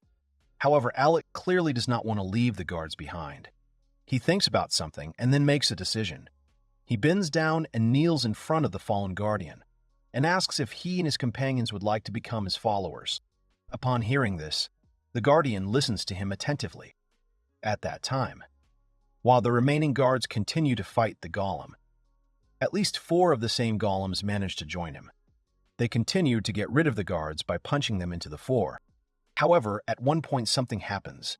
The golem does not have time to understand what happened, as suddenly the entire left arm was completely severed in just an instant. Looking ahead, he sees a new batch of guards in front of him. However, they are clearly different from their previous comrades. Their armor and weapons remain the same, but they were now surrounded by an ominous, unknown aura. After that, the guards continued their attack again, but this time each of their blows had destructive power, completely destroying the body parts of the golems in just moments. Seeing how her subordinates bravely fight to protect their commander and master, Selena decides to help them and join them. She picks up her sword again, telling her subordinates that they are doing a great job and she will join them. Alicia also decides to help in the battle, also boldly and quickly attacking golems, along with Selena and the guards. While some were working on the battlefield, several other guards took it upon themselves to protect Alec and Julius, standing behind the others. The guards stood in front of them, covering them with one hand. After a sufficient amount of time, the battle finally ended, clearly on the side of Mr. Alec's team. After a while, all 4 of them stood and looked at what was left after the battle. Only Selena was smiling brightly, clearly pleased with the battle. In front of them was a giant pile of stones left over from the collapsed bodies of golems. The battle had clearly brought real chaos to this room. All the guards who remained after the battle stood next to each other, and all together, almost synchronously, got down on one knee and lowered their heads in front of their master. Alec feels awkward about it. He starts waving his arms and asks the guards to get up from their knees. However, in response, he hears only the words of one of the guards that they are all sorry. The guards' faces are not visible, but you could still see tears of regret pouring profusely from under their helmets. They sincerely apologize to their dear lord. They all lower their heads and try to wipe away their tears while some of them try to calm their comrades down. Julius, Alicia, and Selena look at it in silence. However, Selena cannot help but share the sorrows of her subordinates. There is sadness on her face, as if she too is about to cry. She says with a trembling voice that she doesn't understand anything. She says that in the end she was never able to protect the people she loved. After that, he turns to Mr. Alec. She asks his permission for her to properly bury the inhabitants of the island. Alec gives his consent. Upon hearing this, the knights are encouraged. Tears begin to flow profusely from their eyes again, but not from sadness, but from joy.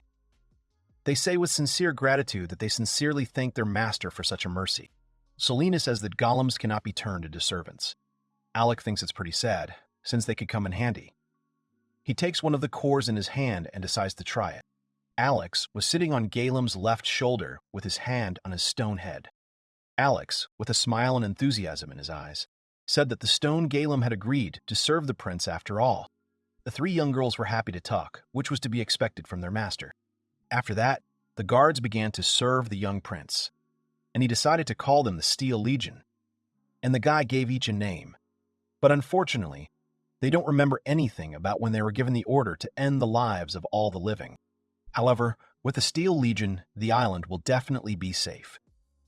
The young prince, raising his paley up, instructed his guards to protect the mines and help in the extraction of magical ore. A dark-haired girl with a very sweet smile and with great delight in her eyes, seeing a huge mountain with precious stones, said that it was very incredible. They discovered 4 types of magic ore. Mithril contains magic and is stronger than iron. Orichalcum is a universal material best suited for creating weapons. Adamantite is a very durable ore containing a huge amount of magical energy. Herocane is very similar to adamantite. In the cave, a young girl informed Alex that there were simply huge deposits of mithril here, and if they dug all day, there would be enough material to create a knife.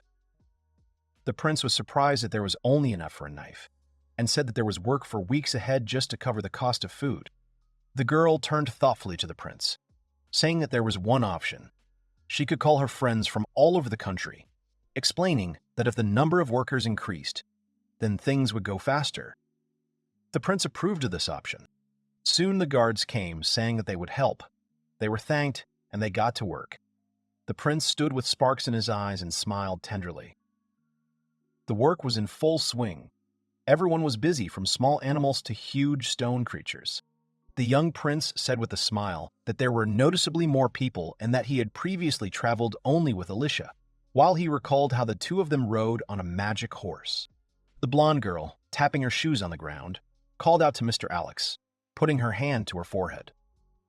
Smiling, the young prince asked if she remembered the old days. The girl replied, smiling, that it was so. Alex was very interested in how Lena was doing there, and maybe it was also difficult for them to get along with the others. He even wondered if he should visit her sometime. He further said that everything was fine. The blonde girl, with a smile and visible kindness in her eyes, thanked everyone for their work, and for such work, she decided to offer them something. A sweet girl with slightly disheveled pigtails asked if they could really take it, and then thank them. Carrying a bag of money, the girl said with a smile on her face that with this she would be able to buy new clothes for children. The young prince, smiling and slightly closing his eyes, said that he had also brought some supplies for the monastery, and added that they should definitely divide them all, while behind him stood a cart filled with a large number of boxes. The girl with long pigtails asked with slight incredulity and shyness if they could really take everything. Few people will want to eat food cooked by a person with the seal of darkness. Alex said without any emotion that the capital had not changed at all.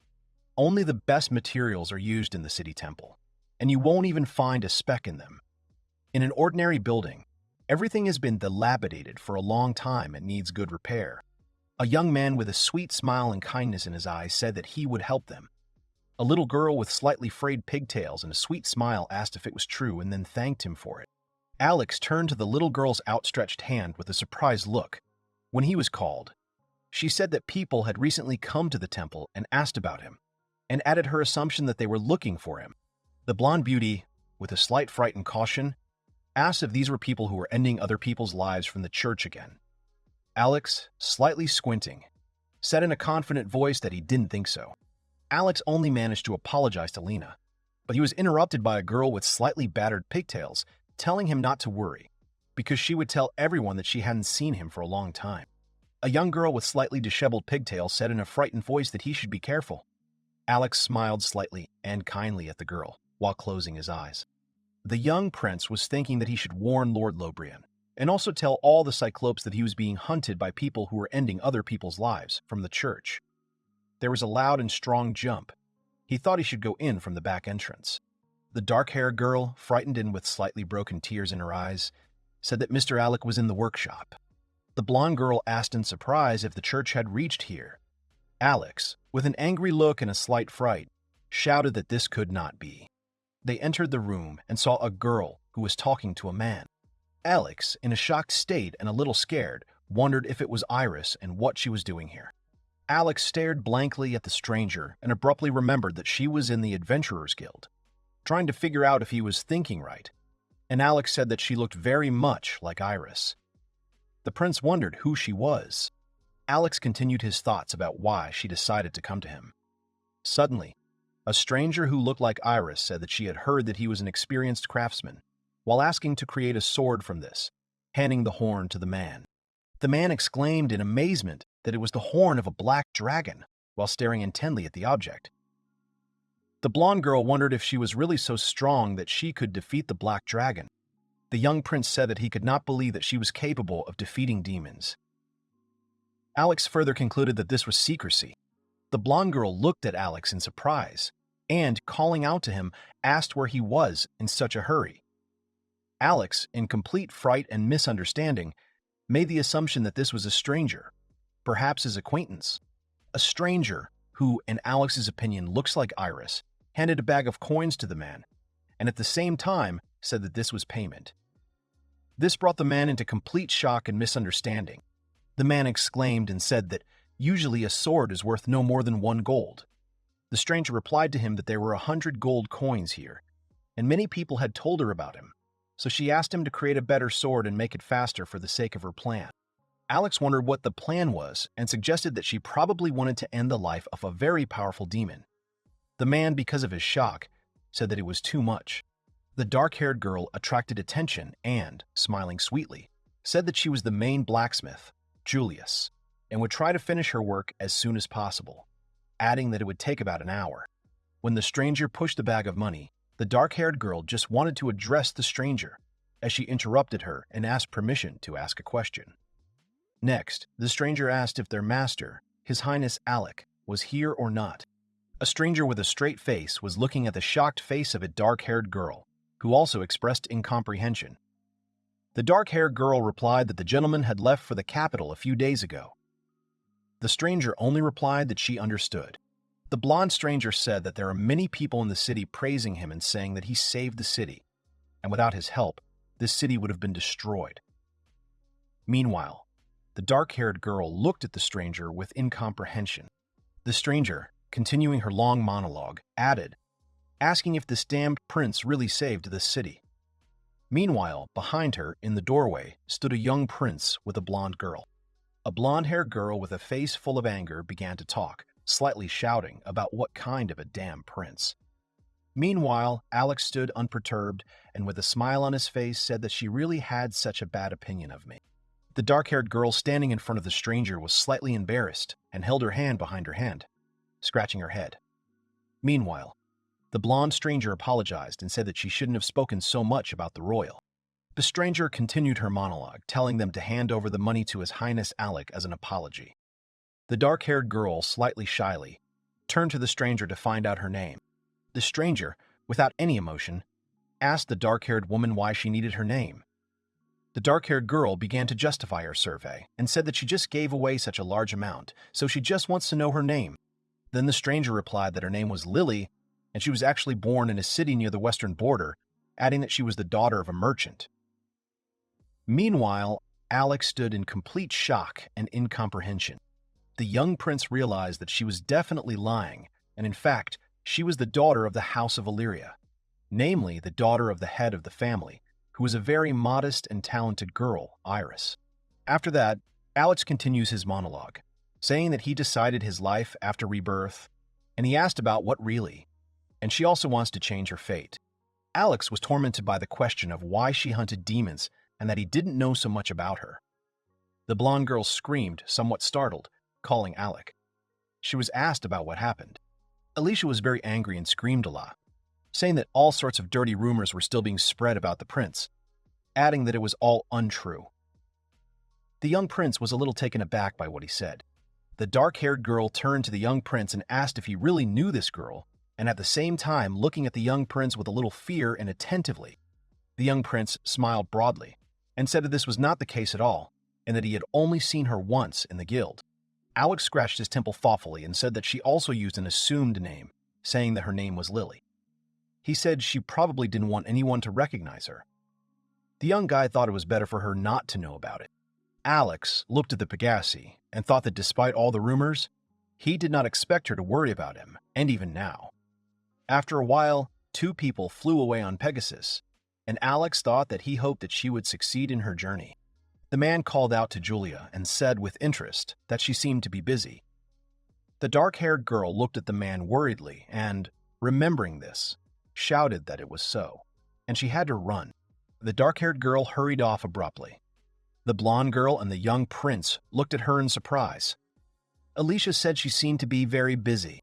The man stood next to Alicia and Alex, saying that their store had earned a good reputation, so the number of orders increased.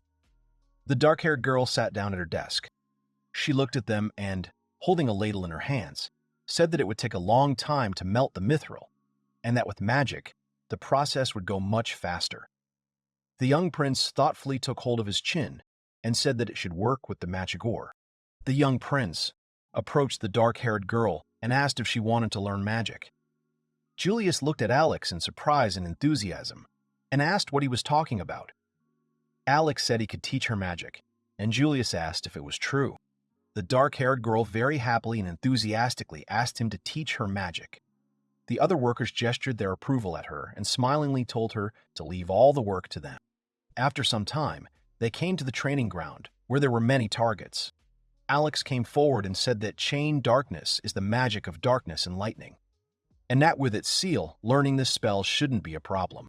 The dark-haired girl put her hands forward with great excitement, and the young prince helped her by placing them correctly. Alex told her to focus on the mana around her and imagine it gathering in her hands. The dark-haired girl said she understood her. Julius tried to learn magic, raising one hand up and bending the other at chest level, pulling back a little, then putting both hands forward. The girl tried very hard, but, unfortunately, nothing came of it. The dark-haired girl nervously and frustratedly shouted that she was not succeeding and apologized to Mr. Alec for not feeling anything. Alicia supported Julius with a smile, saying that she would succeed and that she was a cutie. The dark-haired girl shouted with a slight anger that Alicia should stop and that she would have liked an axe more than magic. Alex, with a smile on his face, tried to calm the girl down, telling her not to worry, as she just needed practice. The blonde girl asked Julia to concentrate, but her friend said that she would definitely succeed. Julius nervously shouted at them to stop bullying her. Alex was smiling because he noticed that Julia had a small, magical glow between her outstretched arms, which she did not even notice, because she was shouting at Selena not to laugh at her at least. A strong vortex suddenly formed from the small magical glow. Alex, seeing this, said that, probably, just in case, he would install protection, namely, a barrier of darkness. The guy began to explain that lightning magic is very powerful when using a minimum of mana, adding that it is necessary to imagine that lightning struck the target. But first, the girl must feel the mana in her hands. The girl realized this and began to do what the prince said. A wooden target appeared in front of the dark-haired girl. Julius was surprised that she had succeeded. Alex, enthusiastically and with a smile, said that with training, she would be able to do other things. Alex added, saying that now they can move on to practice, and that she should try to channel her magic into the magic ore. Julius smiled sweetly and agreed with the young prince. A dark-haired girl was sitting in front of a stove that melts magic ore. Julia was able to speed up this process, and was surprised and delighted to be shouted that it was fast. Alex, with a smile on his face, told the dark-haired girl that everything is much easier with magic. Julia had joy on her face, because she finally got something, and she said that now she could pour it into the mold, and they would receive a mithril ingot. Two girls, holding the resulting ingot in their hands, said that they were seeing such pure mithril for the first time, and that it was amazing. Julius was glad to hear this from the girls and stood with sparkles in her eyes and with a slight pride in herself. The dark-haired girl happily shouted to the guys that it was possible to create even more ingots than now. Alex was very happy for the young dark-haired girl. Everyone got to work, and gradually there were more and more ingots. After a while, there was a huge pyramid of ingots on the table. Julius was lying on the floor exhausted. Alex anxiously asked the girl if everything was all right with the girl. Julius replied to him that she thought she was too carried away. Next, Alex told Julia to try to do it further, while holding out a glass of water. The prince, with a smile on his face, told her to sing a little. The dark-haired girl started drinking without any suspicion, saying that it was just water. Unexpectedly for Julia, the glass was filled again, to which she said in surprise that the cup was full again. Alex began to explain to the dark-haired girl that this artifact is called the Endless Spring, and if you pour magic into it, the cup will fill with water again. Next, the prince continued his monologue, saying that the method of creation is very simple. The magic ore must be filled with magic, while imagining the shape of a cup, which creates water, and the ore will retain the properties of the embedded spell. The dark-haired girl, hearing what the young prince said, began to think about everything and enthusiastically said that not only water could be used, but also the magic of movement could be put there. The blonde girl, lightly clapping her hands, happily said that it was a brilliant idea. The other girl said with a smile that he, the gentleman, would then be able to teleport to the store at any moment. Alex also noted that he had also thought about it. However, Alex went on to say with regret and sadness on his face that the amount of mithril they have is limited and the capacity of the object is also very limited, and that mithril will not withstand such magic, since the capacity of the cup is 100 and 80 is needed to create water, and 265-70 is used for jumping. But after a while, Alex enthusiastically said that the idea was really not a bad one, and then continued that Julia should train first, and when she was already confident in her abilities, she would be able to create cups. Julius happily replied that she would try her best. Alex said that even just the spell creating water can take about 10 minutes to fix it with an artifact, and told Julius to take her time and calmly pour in magic. However, the girl said that it could take more than an hour to create such an artifact, and Alicia added that Mr. Alec was simply incredible. The dark-haired girl, with a little excitement, frantically started her work. She started looking for information in various books. After a while, Julius enthusiastically shouted to Mr. Alec that she was able to do it. After a while, a sweet girl with a smile and sparkles in her eyes stood, while holding a lighter in her eyes, and she said that this artifact could forever spew flames, to which Julius was clearly surprised and shocked. The blonde girl with a slight smile told the gentleman that she had also tried, and that this artifact could keep the food always fresh while holding a suitcase with fruits in her hands. Julius was slightly upset and did not understand how it happened. Alex, with a smile on his face and slightly narrowed eyes, tried to calm the girl down, saying that they were great fellows and that they had worked very hard. Suddenly, a dark-haired girl called out to Alec, telling him to look at her too. Julius showed a huge network, to which Alex asked what it was. The dark-haired girl said that these were nets soaked in lightning magic. The blonde girl said that it would be difficult for people to use these nets, and if they were taken off, golems could fish. Alex enthusiastically agreed and said that magic does not work on golems. Alicia thoughtfully asked about the fact that a harpoon could be better suited if thrown into a school of fish. The effect would be the same, adding that it could be easier, and golems can use ordinary nets. The dark-haired girl was shouting in frustration that she thought it was a good idea. Alex tried to calm her down, saying that her idea was also good, and offered to try out her networks. Julius thanked the gentleman with tears in his eyes.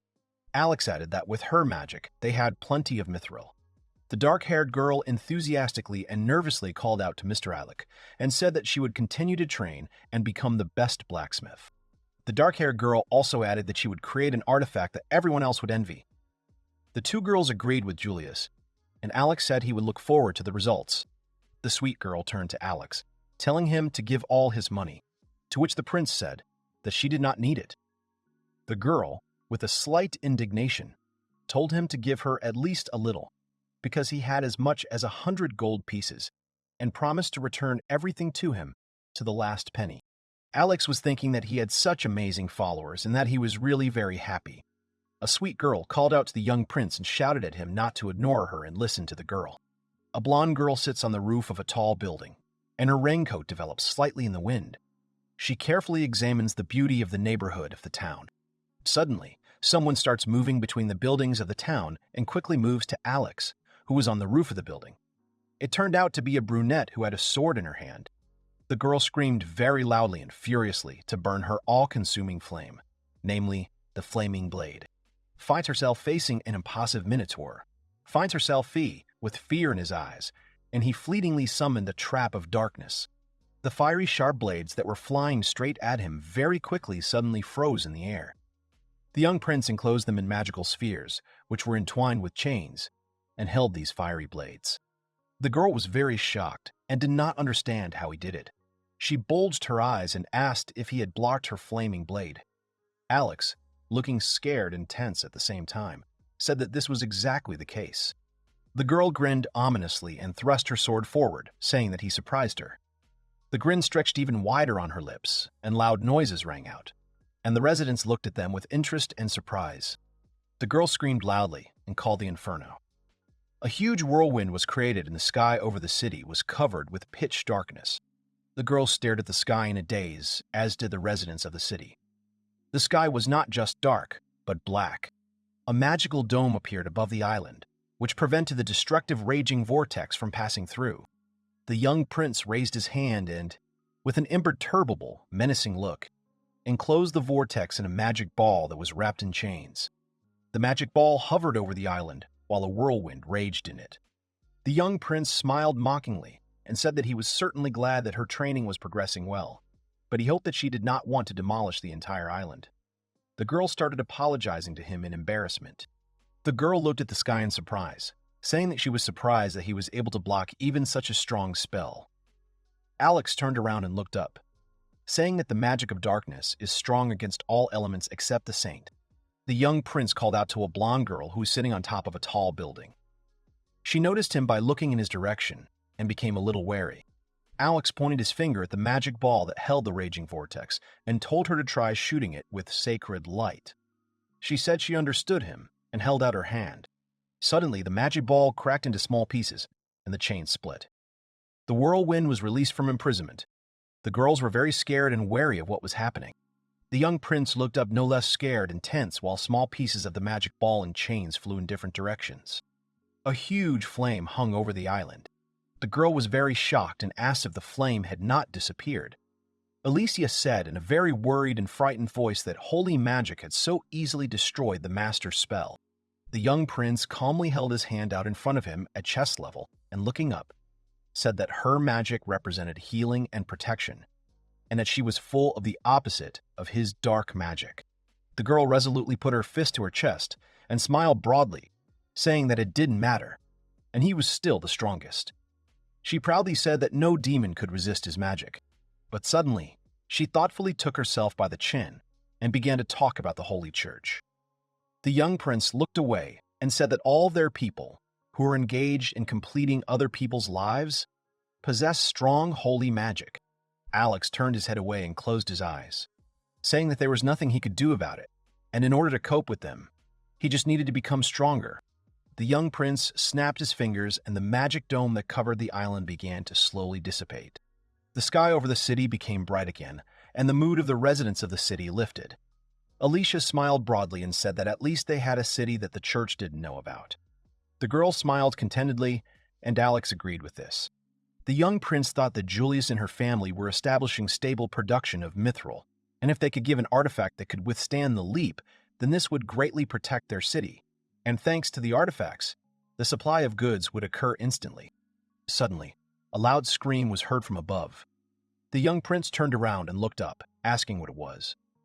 The girl also looked up and, shielding her eyes from the light, said that the noise was coming from the watchtower. Alicia pointed her finger to the side and called Alex. Pegasuses and a huge flock of ravens could be seen in the sky, approaching the island. Someone asked if it was a flock of demonic ravens. Someone said that most likely not, and that after they were exterminated on the island, they did not appear again. When the Pegasi were already approaching the island, they saw Pegasi there and noticed people on them, which shocked them very much. Alex was very scared and tense, remembering how he had already seen people on Pegasus. The young prince abruptly turned around and waved his hand. He ordered everyone to prepare for battle. Alicia looked at him and shifted her eyebrows, and her gaze was very malicious. The brunette looked at the shooters and told them to be ready. She gave the command to aim at the Pegasi. Suddenly, Alicia screamed for Selena to wait and say that they were in the robes of the church. The young prince looked at her dumbfounded, thinking that this was not Iris. They looked at the man who was sitting on the Pegasus, and Alicia sternly said that this was for sure, and there could be no mistake. Alex shifted his gaze forward and shifted his eyebrows. One of the girls sitting on the Pegasus looked very gloomy, and there were bruises under her eyes. The other one was smiling sweetly, but after that, her smile stretched into an evil grin. They had a pair of sharp daggers and a crossbow with equally sharp arrows. Alicia put her hand out and told everyone to get their crossbows ready, and that they needed to shoot down every Pegasus. The archers said they understood everything and were waiting for their command. The young prince shouted for them to stop. Alicia turned to him with a blank look, and Alex explained to her that it was possible that these were people not from the temple who were ending someone's life. after which the young prince told them not to shoot. The archers started shooting at the ravens, and when the birds fell to the ground, the archers rejoiced because of the feeling of victory. After a while, the pagazi landed in front of the main entrance, where the girls were standing with the young prince. The three of them frowned and glared at the intruders. The girls who arrived came up to them. One of them put her palm on her chest with a smile and asked if he was His Highness Alec, the sixth prince of the empire. The young prince still stared at them sternly and said that they were right. Alicia covered her mouth with her hand and whispered to the young prince that these girls were incredibly strong, holy magicians. Alex didn't even look at her and asked her to be quiet. He frowned harder and asked why they had come here. The cheerful girl said that they were sent to exorcise the devil from these lands. The second uninvited guest still looked gloomy, not taking her eyes off the young prince. Alex asked very surprised about the devil, and Alicia looked at them with disbelief and a little wariness. Alex looked away and remembered the devil girl. The young prince imagined how the devil girl got very nervous, and he thought about what these two girls were saying about her. Alex looked away and frowned a little, thinking that he was an ordinary low-ranking demon and certainly not a devil. Alex looked at the uninvited guest, not very interested, and said that there was no devil here. The girl just smiled sweetly and said that devils are very good at lying. The young prince assured them that there could be no devil here. The second girl reached under her cape. She took out some kind of magic stone, which had some kind of symbol painted on it. They said that in that case they would find him themselves. The girls shifted their eyebrows and with a menacing look, abruptly put their hands forward, after which they pointed the stone at the young prince. Alex was a little scared of the stone and leaned sideways a little. The uninvited guests stared at him in shock, their mouths agape. The devil girl opened her mouth in fright so that all her fangs could be seen, and she squeezed her eyes shut. The uninvited guests looked at the young prince in surprise and incomprehension. Alex shifted his eyebrows in fright and turned his head to the side, covering himself with his hands, while opening his mouth a little. After that, the girls turned to each other, and one of them asked in shock what was the matter. One of the girls told the other to get ready. The other one said loudly that they had done everything right. Alicia laughed loudly and maliciously, placing her palm on her chest. She loudly said that they were not very smart, and that they would not be able to expel her with such garbage. The brunette anxiously pointed her finger at them when the uninvited guests said that they needed to try again. They raised that magic one again and shouted for the devil to show himself to them. Bright light began to radiate from the stone again, and the young prince covered his face with his hand while closing his eyes. He asked with displeasure what kind of light it was, and said he couldn't see anything. The uninvited guests looked at him in surprise. Alicia frowned in displeasure and said that it was very rude, after which she also asked with displeasure if they had forgotten that the prince was standing in front of them. The uninvited guests were a little taken aback and did not know what to answer. After that, the uninvited guests abruptly knelt down and bowed to the young prince on the floor, while stuttering a little apologized to him. Someone asked what kind of temple educates such rude women. Alicia looked at them with displeasure, saying that their position did not justify their behavior, after which she loudly asked why they were waving the stone here. The uninvited guests answered a little uncertainly that they had heard that the devil dwells here. The young prince frowned and looked at them sternly, saying that he had had enough. He asked if they were the people who ended the lives of others. The uninvited guests looked at Alex with a little surprise and incomprehension in their eyes. The young prince asked them with some concern if they had come to end his life. One of the uninvited guests looked angrily at the young prince, and placing her palm on his chest, loudly shouted that this was not true, and that they had come to destroy the devil. She said that they had never thought of ending the life of the bearer of the seal of darkness. Then she said loudly that they were exorcists. She wanted to say something else, but the second girl frowned and called out to her, thereby interrupting her so that she would not say more. The young prince thoughtfully took hold of his chin and thought that they were exorcists. The devil girl was very scared and also very nervous, clutching her hands to her chest and still closing her eyes. The young prince looked at them calmly and, placing his palm on his chest, said that he was not a demon. The uninvited guests looked at him in disbelief. One of the girls pursed her lips and said that the bodies of people with the seal of darkness are always captured by devils. The young prince was a little scared and looked at the uninvited guests with incomprehension. They lowered their heads, standing right in front of him. The girls said that everything was fine with the stone and there could be no mistake, and that he was the devil. The young prince was a little scared and tense at the same time. The uninvited guests took each other's hands. A sullen girl with black eyes said her name was Nate, and the second girl said very briefly that her name was Tika. They held hands tightly, saying it was time for them to start. The young prince became alert and shifted his eyebrows, clenched his fists. Alicia and the brunette were also wary when the uninvited guests said that they could not return empty-handed. The sullen girl sternly asked the young prince not to hold a grudge against them. The second one just frowned. Alicia and the brunette, who were standing next to him, grabbed their swords and pointed them at the intruders. The girls said that they had orders and they were obliged to complete the task. They raised their hands, on which they had bracelets, up and called the spell, summoning the saint. Some kind of light appeared, and a divine being appeared near them, and the uninvited guests asked him to grant them his power. The girls reached out with their hands to the divine being, their mouths wide open. The young prince crouched down in fright, looking at him. Suddenly, Alicia and the brunette rushed to the uninvited guests, and they were a little scared and wary. The young prince shifted his eyebrows and held out his hand to the side, while loudly telling the girls to stop immediately. The sullen girl swept her eyebrows and said that divine beings only attack devils. The young prince looked at them angrily, thinking that the summoning of the saint is a spell directly opposite to the magic of the summoning of the demon lord, and this creature will continue to attack until it destroys the demon. But on the other hand, if there are no demons nearby, it will be inactive. The sullen girl suddenly got a little nervous and asked the second girl if they had made a mistake because they had never called him before. The second uninvited guest frowned and sternly said that the angel's eyes could not be deceived. The divine being opened his eyes and abruptly turned into some kind of scary and incomprehensible creature with 3 eyes and 2 swords in his hands. And instead of his tongue, he had 2 more hands with 4 fingers each. The sullen girl shouted that the angel had attacked, and the second one shouted that it meant that he was the devil after all. The young prince looked at the devil with his mouth open in fright, and Alicia and the brunette were very angry and wary. The divine being pointed his large and sharp sword at them, thereby attacking. There was some very bright magical power coming from the sword, and there was some very loud sound. The brunette clenched her teeth and put her hands forward, creating a magical shield. The young prince reached out to her with a frightened look when Alicia grabbed him.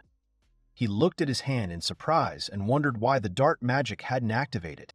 After that, the divine being crossed his arms over his chest, preparing for another attack. Elysia shielded the young prince and shouted that it was attacking again. Alex looked at her in fright, wondering what they should do. The young prince looked away and thought that he probably sensed the devil girl. The devil girl, with very frightened eyes and strong excitement, asked why he attacked, because she is actually a human being. The young prince mentally suggested that if she was expelled, then perhaps he would be able to negotiate, and the demon girl said that she was very scared. The young prince looked at the divine being and thought that he needed to be defeated, but he did not know how to do it. He thought that just seeing an angel was very rare, and nowhere was there a description of how to defeat him. The brunette was obviously having a hard time, so she grunted and gritted her teeth, closing one eye. The young prince frowned and thought that he was suppressing other people's magic with his holy aura, and golems would be of little use either. He raised his hand up and called out to Selena. The young prince summoned a fire barrier, thinking that he would not allow his comrades to be harmed. A magical dome formed above them and a divine being attacked them. The magic barrier split into small pieces that flew apart. The young prince was very shocked, and the brunette was sitting on the floor a little tired and worried, looking at the whole situation. Fragments of the barrier fell to the ground. The young prince looked at the divine being. He frowned and thought about how to destroy the barrier with one blow. Alex wondered if he even had a limit to his strength. Alicia thought that her magic was also useless, and called out to the young prince in concern. Alex has created his magical barrier again. Alicia shouted at him to use the jump and take Selena away from here. The young prince said that nothing would work, and the divine being would not let him use the magic of darkness.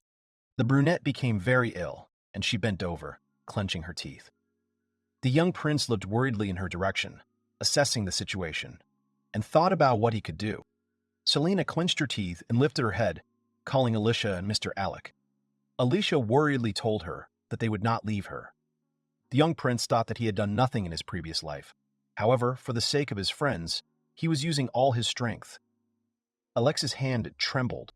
Suddenly, the angel had several more pairs of hands, and now he had 8 of them, and each had a sword. Selena indignantly said that the angel had 2 hands and that this could not be.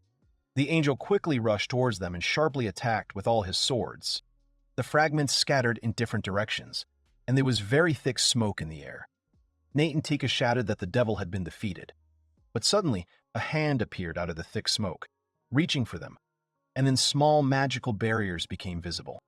The young prince looked maliciously and sternly at the uninvited guests, and dark magic emanated from his seal on his hand. These magical barriers managed to protect them from the attack of a divine being.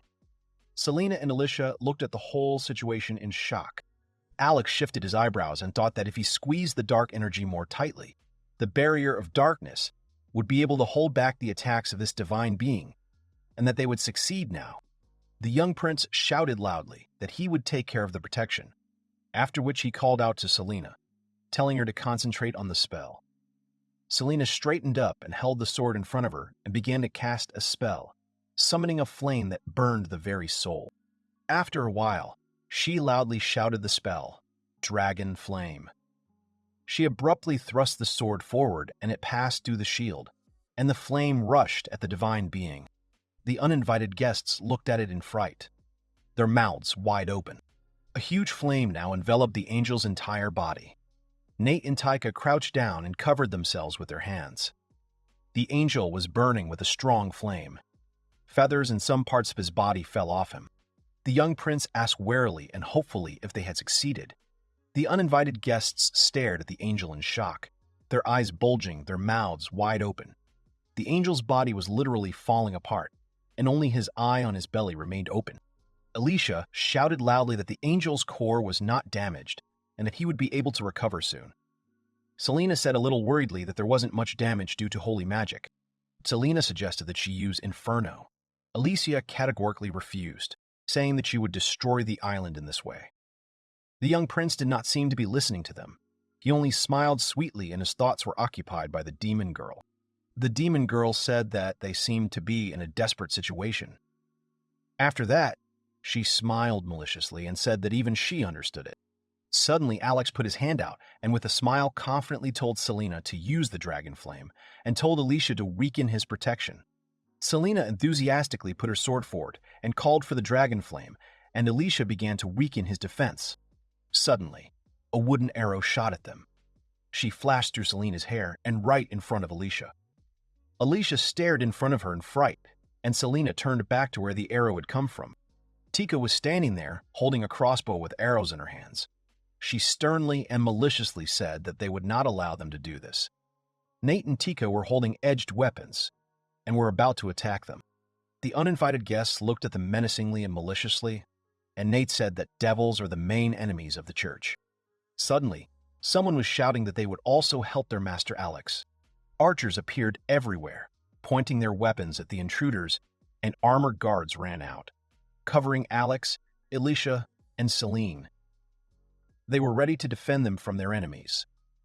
The uninvited guests looked at them blankly. Nate and Tika were surrounded by knights, so they huddled together, looking in different directions. Tika told them not to bother them, and Nate screamed that they had only come to end the devil's life, and all this for the sake of saving the poor boy. Alex looked at them in surprise. The uninvited guests looked at the whole situation without much interest, after which Tika called out to Nate and she said that she understood her. Together they raised their hands, which had a magic bracelet on their wrist. Up.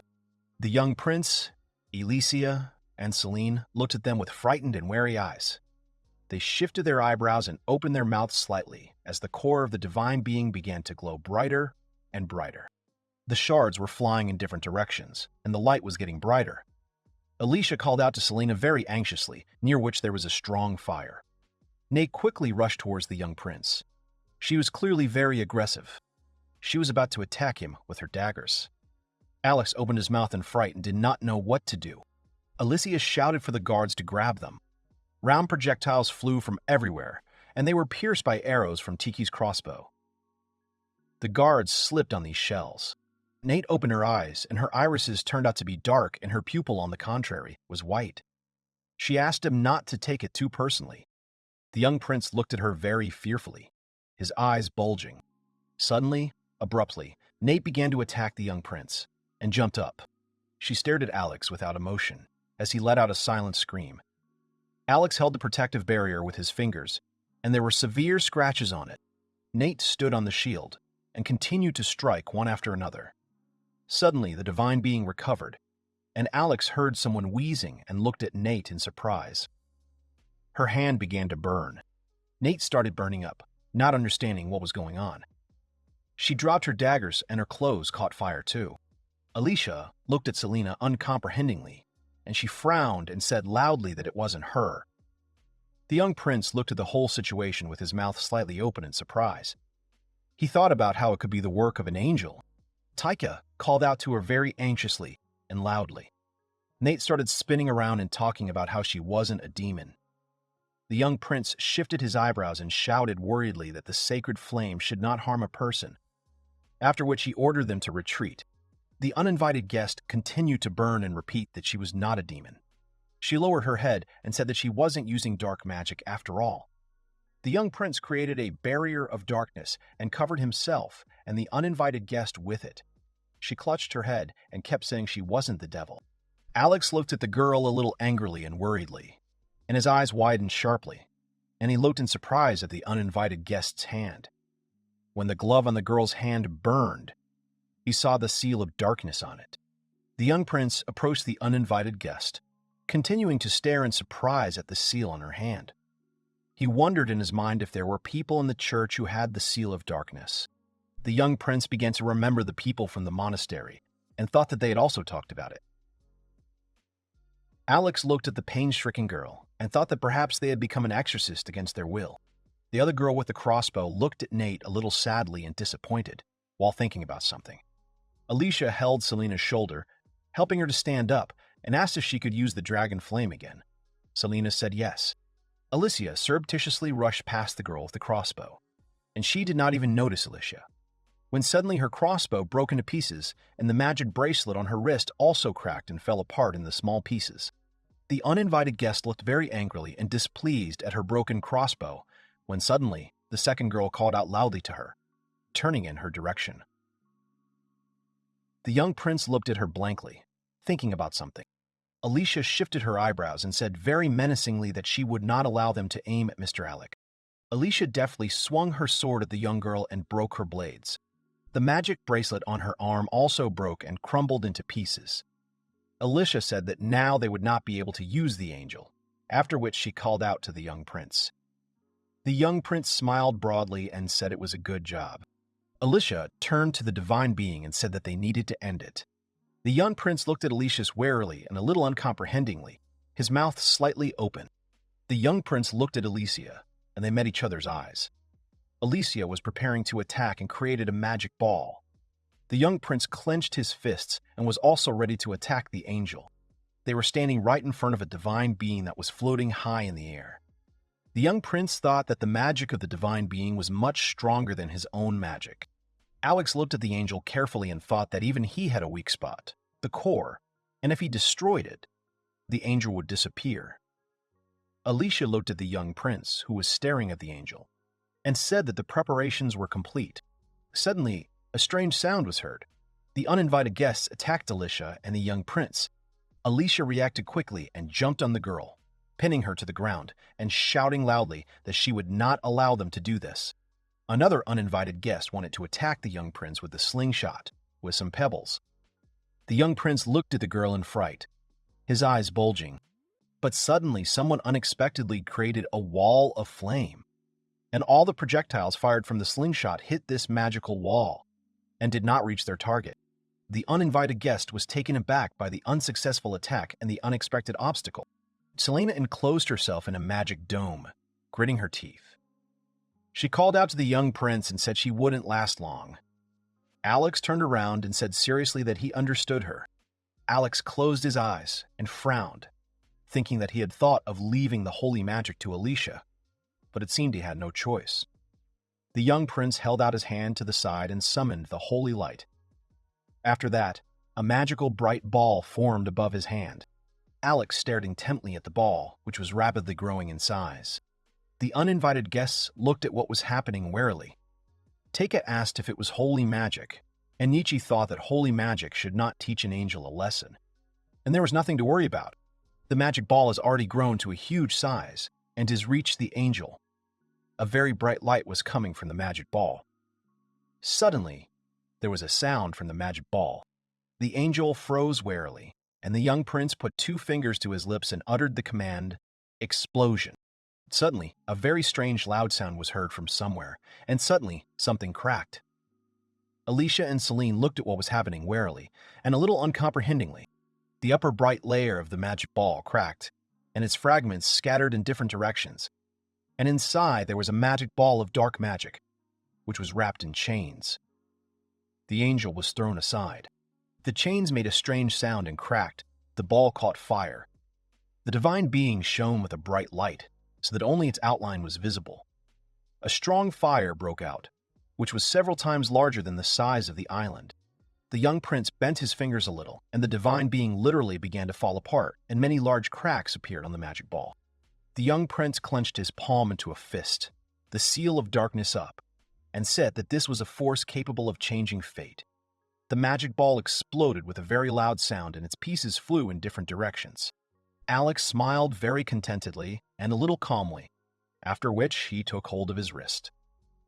Dark energy emanated from his seal of darkness, and the young prince thought that his dark magic would not lose to the angel. The devil girl watched this situation in shock, after which her lips stretched into a malicious smile, and she asked in surprise who he was, since he possessed both dark magic and holy power at the same time. The young prince mumbled thoughtfully. Alex closed his eyes and tilted his head a little, calmly said that he was just a man. Suddenly, Alicia and Selena called out loudly to him. They hugged the young prince tightly, with a joyful smile on their faces. Alex felt a little cramped and uncomfortable from such proximity.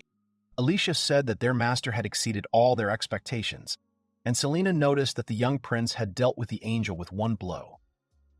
Alex looked at them a little awkwardly, not knowing what to say. The intruders were being held by guards, and they were clearly unhappy by guards. And they were clearly unhappy. Teika asked, a little tired and disappointed, if the angel had really lost to the devil. Nate was also a little sad and scared, a little uncertainly claiming that this could not be.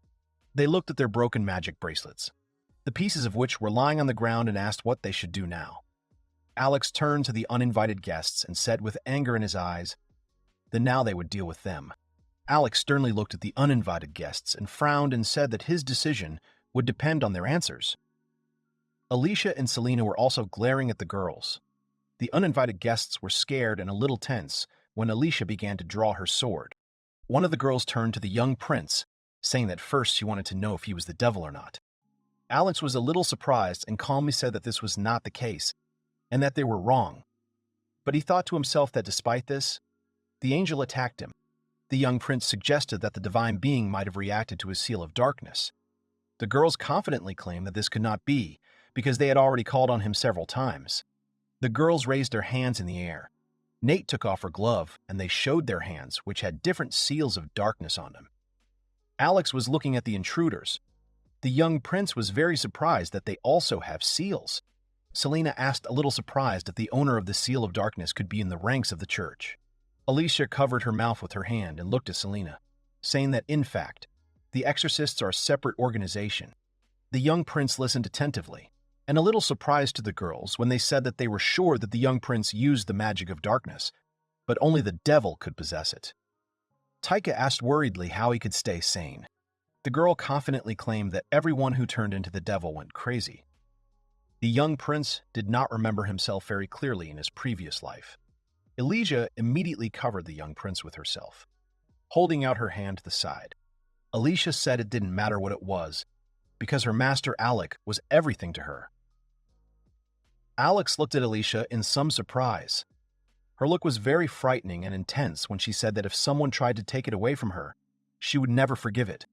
Alex looked at the girls with regret in his eyes and thought that the principles were firmly established in this country, that darkness is pure evil. He was tormented by the question of what had happened to them in the monastery. Tika lowered her head and said that they should end the devil's life because Miari was crying then.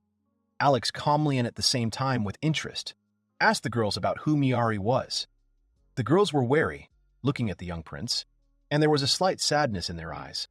They recalled how when they were little, a woman sternly told them to hide the seal so that no one would see it. The scared girls always agreed with her, and the woman told them angrily to remember it and not get caught. Young girls have always helped this woman by following her. They were ridiculed by residents who were clearly aggressive against them. And when this woman treated the girls, she said that now they should understand that it was dangerous. When the girls were older, this woman continued to tell them that many residents in the city hated them because of the seal, and they should be careful. The girls said that Miari was so strict, but very kind, and giggled together about it. Despite Miari's strictness, the girls had fun with her, for example, when they returned home with shopping, and laughed sweetly. Miari also had the seal of darkness, and she told the girls that if they became exorcists, they would no longer be afraid of them, and they would always have money.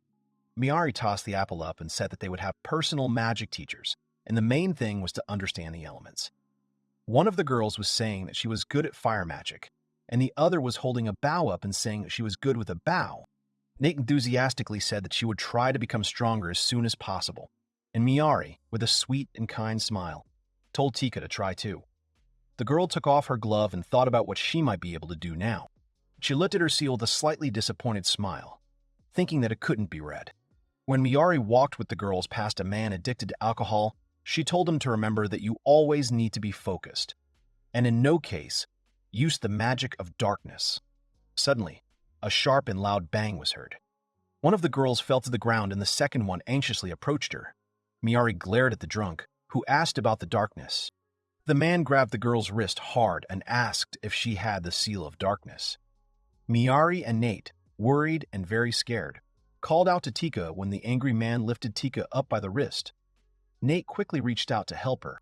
Miari, with a very frightened look, began to apologize to the man for bumping into him, and in her mind she thought that she stank of alcohol very much. Nate pulled an arrow, pointing it at the man, and told him to let go of Tika. Miari screamed loudly for Nate to stop immediately. Nate fired, but she missed and hit the hotel sign located behind the head of this huge man. The man turned and looked at the sign. Miari shouted at them to be careful. The man looked at the girls very angrily, after which he threw Tika into Miari's arms, and she grabbed her by the waist, closing her eyes a little. A man with a cold weapon in his hands wanted to attack Nate. He shouted that they were dirty, useless people, while saliva flew out of his mouth. The blonde girl shouted her name, and at that moment, Alex, with a menacing look, pointed his hand towards the man. The guy's eyes were scared. The man's head came off abruptly, while a grimace remained on his face, which screamed and sobbed fear of the situation. The two girls watched it all with tears in their eyes, and spoke each other's names. From the dark mass in the air, a request was issued for the girls to run, and it was pronounced with a stutter that he could not restrain himself. The girls looked at what was happening with horror and tears in their eyes. The dark-haired woman with noticeable pain in her eyes and with tears wanted to ask for something. But suddenly, Tika grabbed a sword and headed towards the dark-haired woman. The blonde girl uttered Tiki's name in horror and with a scream. Then a voice was heard saying to end her life. Tika said longingly that when she stabbed her in the chest, the girl fell down and thanked her. A blonde girl with bruises under her eyes was looking at Tiki. The girl further said that after that they were ordered to come here, and that's why they have to end the lives of devils, for the sake of saving human souls. The young prince listened to them with fright, and the girls wanted to tell about Alex's appearance. The question of whether they were doing the right thing ran through their memories. The girls started shouting that they were forced to work for the temple, threatening to destroy the monastery. The blonde girl looked indignantly and asked if the gentleman really wanted them to forgive him. Alex thought about it after saying that. The girl called out to the young prince. The girl looked at the gentleman with concern and said that he was not a bad person and asked him to make a fair decision. Suddenly, The voice of the gentleman rang out that he had made a decision. Two young girls anxiously watched and listened to the gentleman. The young prince only managed to say so, as the girl immediately interrupted him, saying that they were ready to accept any punishment, and that they wanted to end his life, while addressing the master. One of the girls began to speak with regret in her eyes, and the other continued with tears in her eyes, saying that because of this, they are the devils. They tried not to look into the master's eyes. Two girls suddenly fell to their knees and began to say that they were entrusting their lives to him. The cross falls and breaks, and in my head is the memory that the girls will soon meet Miyari. The two young girls were still kneeling in front of the gentleman. Alicia glared at the intruders and abruptly walked towards them, telling them to get ready. The girl with brown hair covered the frightened eyes of the gentleman. The uninvited guests squeezed their eyes shut and clenched their teeth, expecting a blow from a blonde girl. The young prince quickly removed his hand from his face and stood in front of the nuns, covering them with himself, while shouting that Alicia had stopped. The girl looked at the gentleman uncomprehendingly. Suddenly, the blonde girl had an idea, and she enthusiastically said that it was necessary to find out information before that. The blonde with a serious face asked who sent them here, and Alicia warned that if they told, they would die faster. The nuns looked at them without any emotion, and replied that they could not tell this, and they added that they had taken an oath that they would never reveal the identity of the master. Alex was surprised that they had come here, ready to give up their lives just to keep the name of their employer a secret. Alicia turned to the gentleman and said that the decision was up to him. Alex accepted this information. After a little thought, the prince said that they could not let the nuns go, and therefore they had two options. At that moment, while the prince was saying all this, the nuns were anxiously waiting for his decision. Alice began to explain with a serious face that the first option was to let Alicia end their lives, and the second option was to become his followers. The girls were surprised by this news and asked if he was really suggesting that they betray the church. A girl with brown hair anxiously called out to the young prince, and Alicia, with a scream and fright, said that it was impossible, since they had come here to end his life. Alex listened attentively to the nun's answer that they could not, because if they found out about it, all their friends would end their lives in the monastery. The blonde girl turned to the prince and said that she agreed with Alicia's words, since these are people who end other people's lives, who came through his life, and if you trust them, they can betray him. Alex seriously said that signing a contract was not just a verbal agreement, and that he could take their lives any moment if they decided to betray him. Then their days were numbered. He held out his hand to them, and his gaze was very stern. Alice went on to say that it was better to accept his offer, since running for life is not a decision, and told them to think about what would be best for them.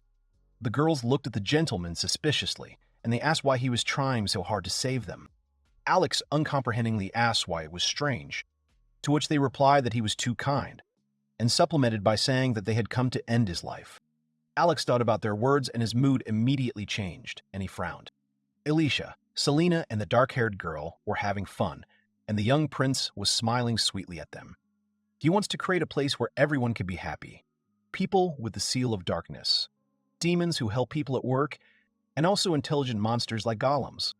Alex stood in front of the uninvited guests, Nate and Tika, saying that he wants to create a place where absolutely everyone would be welcome. A place where you can live happily. The girls listened to Alex with a little surprise and interest. They also asked in surprise if people with the seal of darkness could live happily. The young prince mumbled a little and said that this also applies to their friends from the monastery, if they want it, of course. Nate looked at Tika warily. Tika pressed her hand to her chest and said, with a frown, that Miyari sacrificed her life for them. Nate enthusiastically said that this was exactly the case, and they could not end their lives now.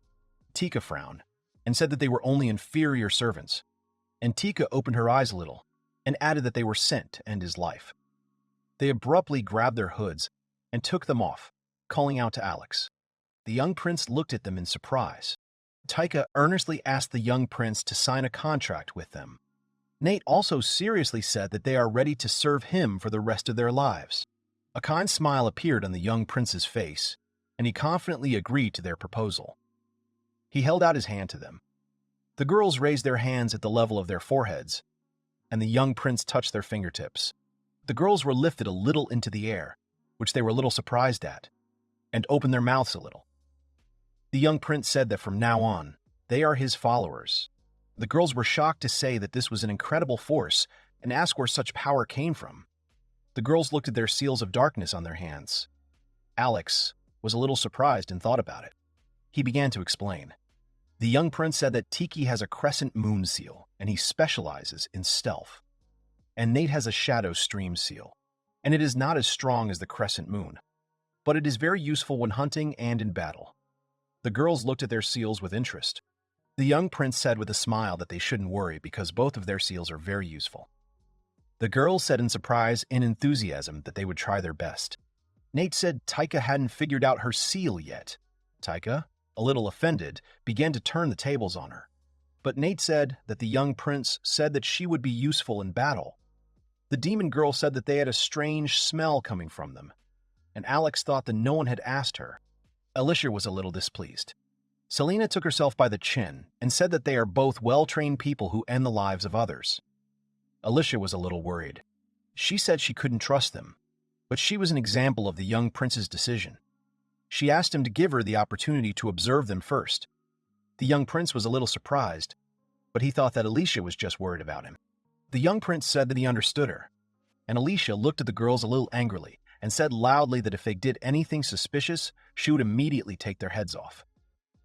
The girls were scared and stuttered a little, saying they understood her. Nate and Tika said they wouldn't disappoint him. Alicia, very menacingly and frighteningly, told them to treat the young prince more respectfully, and she would train them well. The girls stuttered in agreement. The young prince and Selena watched them with a smile. After a while, night fell. Trickles of water were pouring out of a small fountain. The young prince was sitting in the water a little wearily. He thought about the fact that he had no strength left after the battle on his side. He was thinking that according to Tiki, this order for the end of his life was made by a member of the Saints' Church, and the church itself is located in Burrios.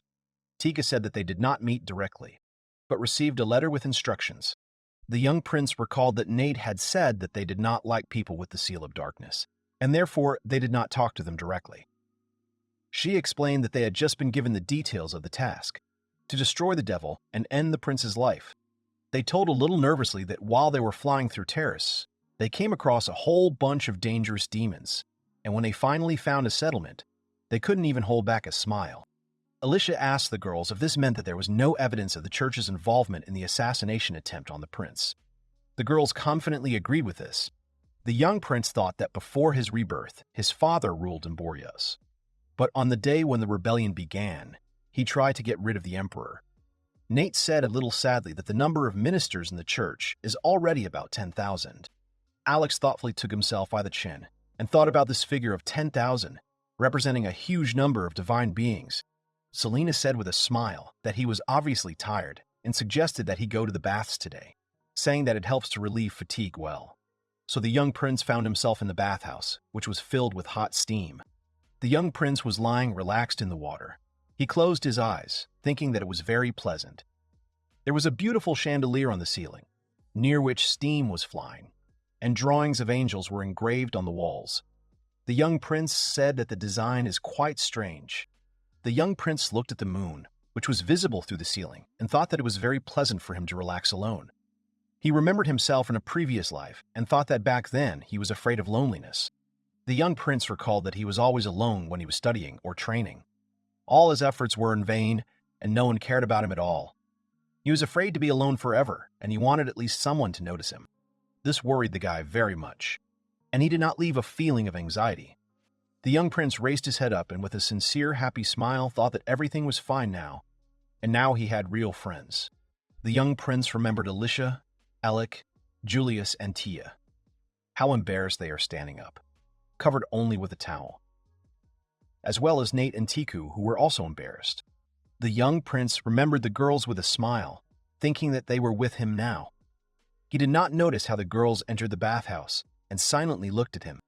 The young prince was clearly enjoying his thoughts. He wondered why they were without everything. Alex opened his eyes a little and saw 4 girls in front of him who were wearing only towels and shyly covering their bodies. The young prince, embarrassed and a little scared, sank a little deeper into the water and thought about why every time he takes a bath, he imagines them without clothes. Alicia noticed that if you go into the water for a long time, you can drown. The young prince finally noticed the girls were smiling shyly at him, and Nate and Taika were giggling quietly. Alicia put her hands on her cheeks and smiled sweetly, saying that the bathroom was not very big, and it looked like only she and the young prince could fit. The young prince was taken aback when he realized that they were actually standing in front of him without clothes. The dark-haired girl indignantly shouted that it wasn't fair and that she wanted it too. Tika covered her mouth with her hand and said it was very sweet. Nate smiled and looked at Tika, saying that she was right and the young prince was very cute. The young prince, embarrassed and indignant at the same time, retreated to the corner of the bathtub. He loudly asked why they were in the men's bathroom. The girls continued to stand and stare at the young prince. Alex put his hand forward and tried to use the jump command. He was very surprised when it didn't work. The young prince turned away and looked at his hand. Dumbfounded, he asked why the magic wasn't working and suggested that it might be because of the hot water. The girls glared at him angrily. Alicia said menacingly that this water was impregnated with holy magic. The young prince looked at them in fright and asked in surprise if this was their plan. Alicia's eyes shone, and she held out her hand to him, snickering at him. Alicia offered the young prince to wash his back. Alex was alerted by this, and he looked at them a little scared and embarrassed, imagining how maniacally she wanted to rub his back. Alex frowned at them and indignantly asked why they wanted to wash with him so much. The demon girl covered her mouth with her hand and smiled maliciously, asking if he still hadn't understood. She told him to think of it as a reward. Alex's cheeks were covered with a strong blush, and he said that although he looked like a child, he was well over 20 years old. The demon girl smiled broadly and crossed her legs, saying that while he had the opportunity, he needed to enjoy the moment. The young prince grunted a little displeased, gritting his teeth. Alicia took off her towel, left completely without any clothes covering her, and sat behind the young prince, hugging him by the shoulders. The young prince was greatly embarrassed by such proximity and shrank down, trying to somehow cover his body. The dark-haired girl also took off the towel and sat down in front of the young prince and began to lather his legs and tummy. Alex was both embarrassed and very uncomfortable with the fact that a girl without clothes was touching his body. Tika and Nate sat down next to the young prince on each side and began to lather his body with a smile. There was a slight blush on their cheeks. Alex opened his mouth slightly and tried to hide from them with his hands, tucking his knees a little. Selena clenched her hands into fists and frowned. She looked very menacing and indignant. She mumbled loudly and said she was very excited. She shouted loudly that she would not rest until she washed the young prince's back. The water in the tub bubbled. The dark-haired girl screamed loudly that she was very hot and asked Selena to wait. Alicia screamed loudly that there was boiling water. Selena became alert, looking at the girls in surprise. Taika and Nate said it was already a sauna. The young prince thought that one would not get bored with such friends. The young prince thought that they were already close to creating a strong state. It was the middle of the night outside, and the stars were visible in the sky. Alex thought that they needed to understand what the church was up to, and they shouldn't make rash decisions. He lowered his head thoughtfully and took his chin in his hand, thinking that it was possible to create an operational point in the capital. So far, the girls were very hot, and they looked at each other with displeasure, and only Selena felt very good. He thought he might ask for help from him. After a while, the day came and lush clouds floated in the sky. Someone called out to Mr. Virtus. One of the male servants, with a scar on his face, put his hand on his chest and said that someone wanted to talk to him and that he called himself his brother. Mr. Virtus seriously asked about his brother and confidently said that he did not know or remember such people. His servant with a scar on his face said that this man wanted to talk to him about money. Mr. Virtus looked at this servant with interest. He had blonde hair and slightly dark skin. He thought about it and didn't say anything at first. Mr. Virtus grinned maliciously and turned to his servant, asking if it was the young Prince Alex. There was obvious interest in his eyes. There were a bunch of different animal people lying next to Mr. Virtus, who were clinging to Mr. Virtus,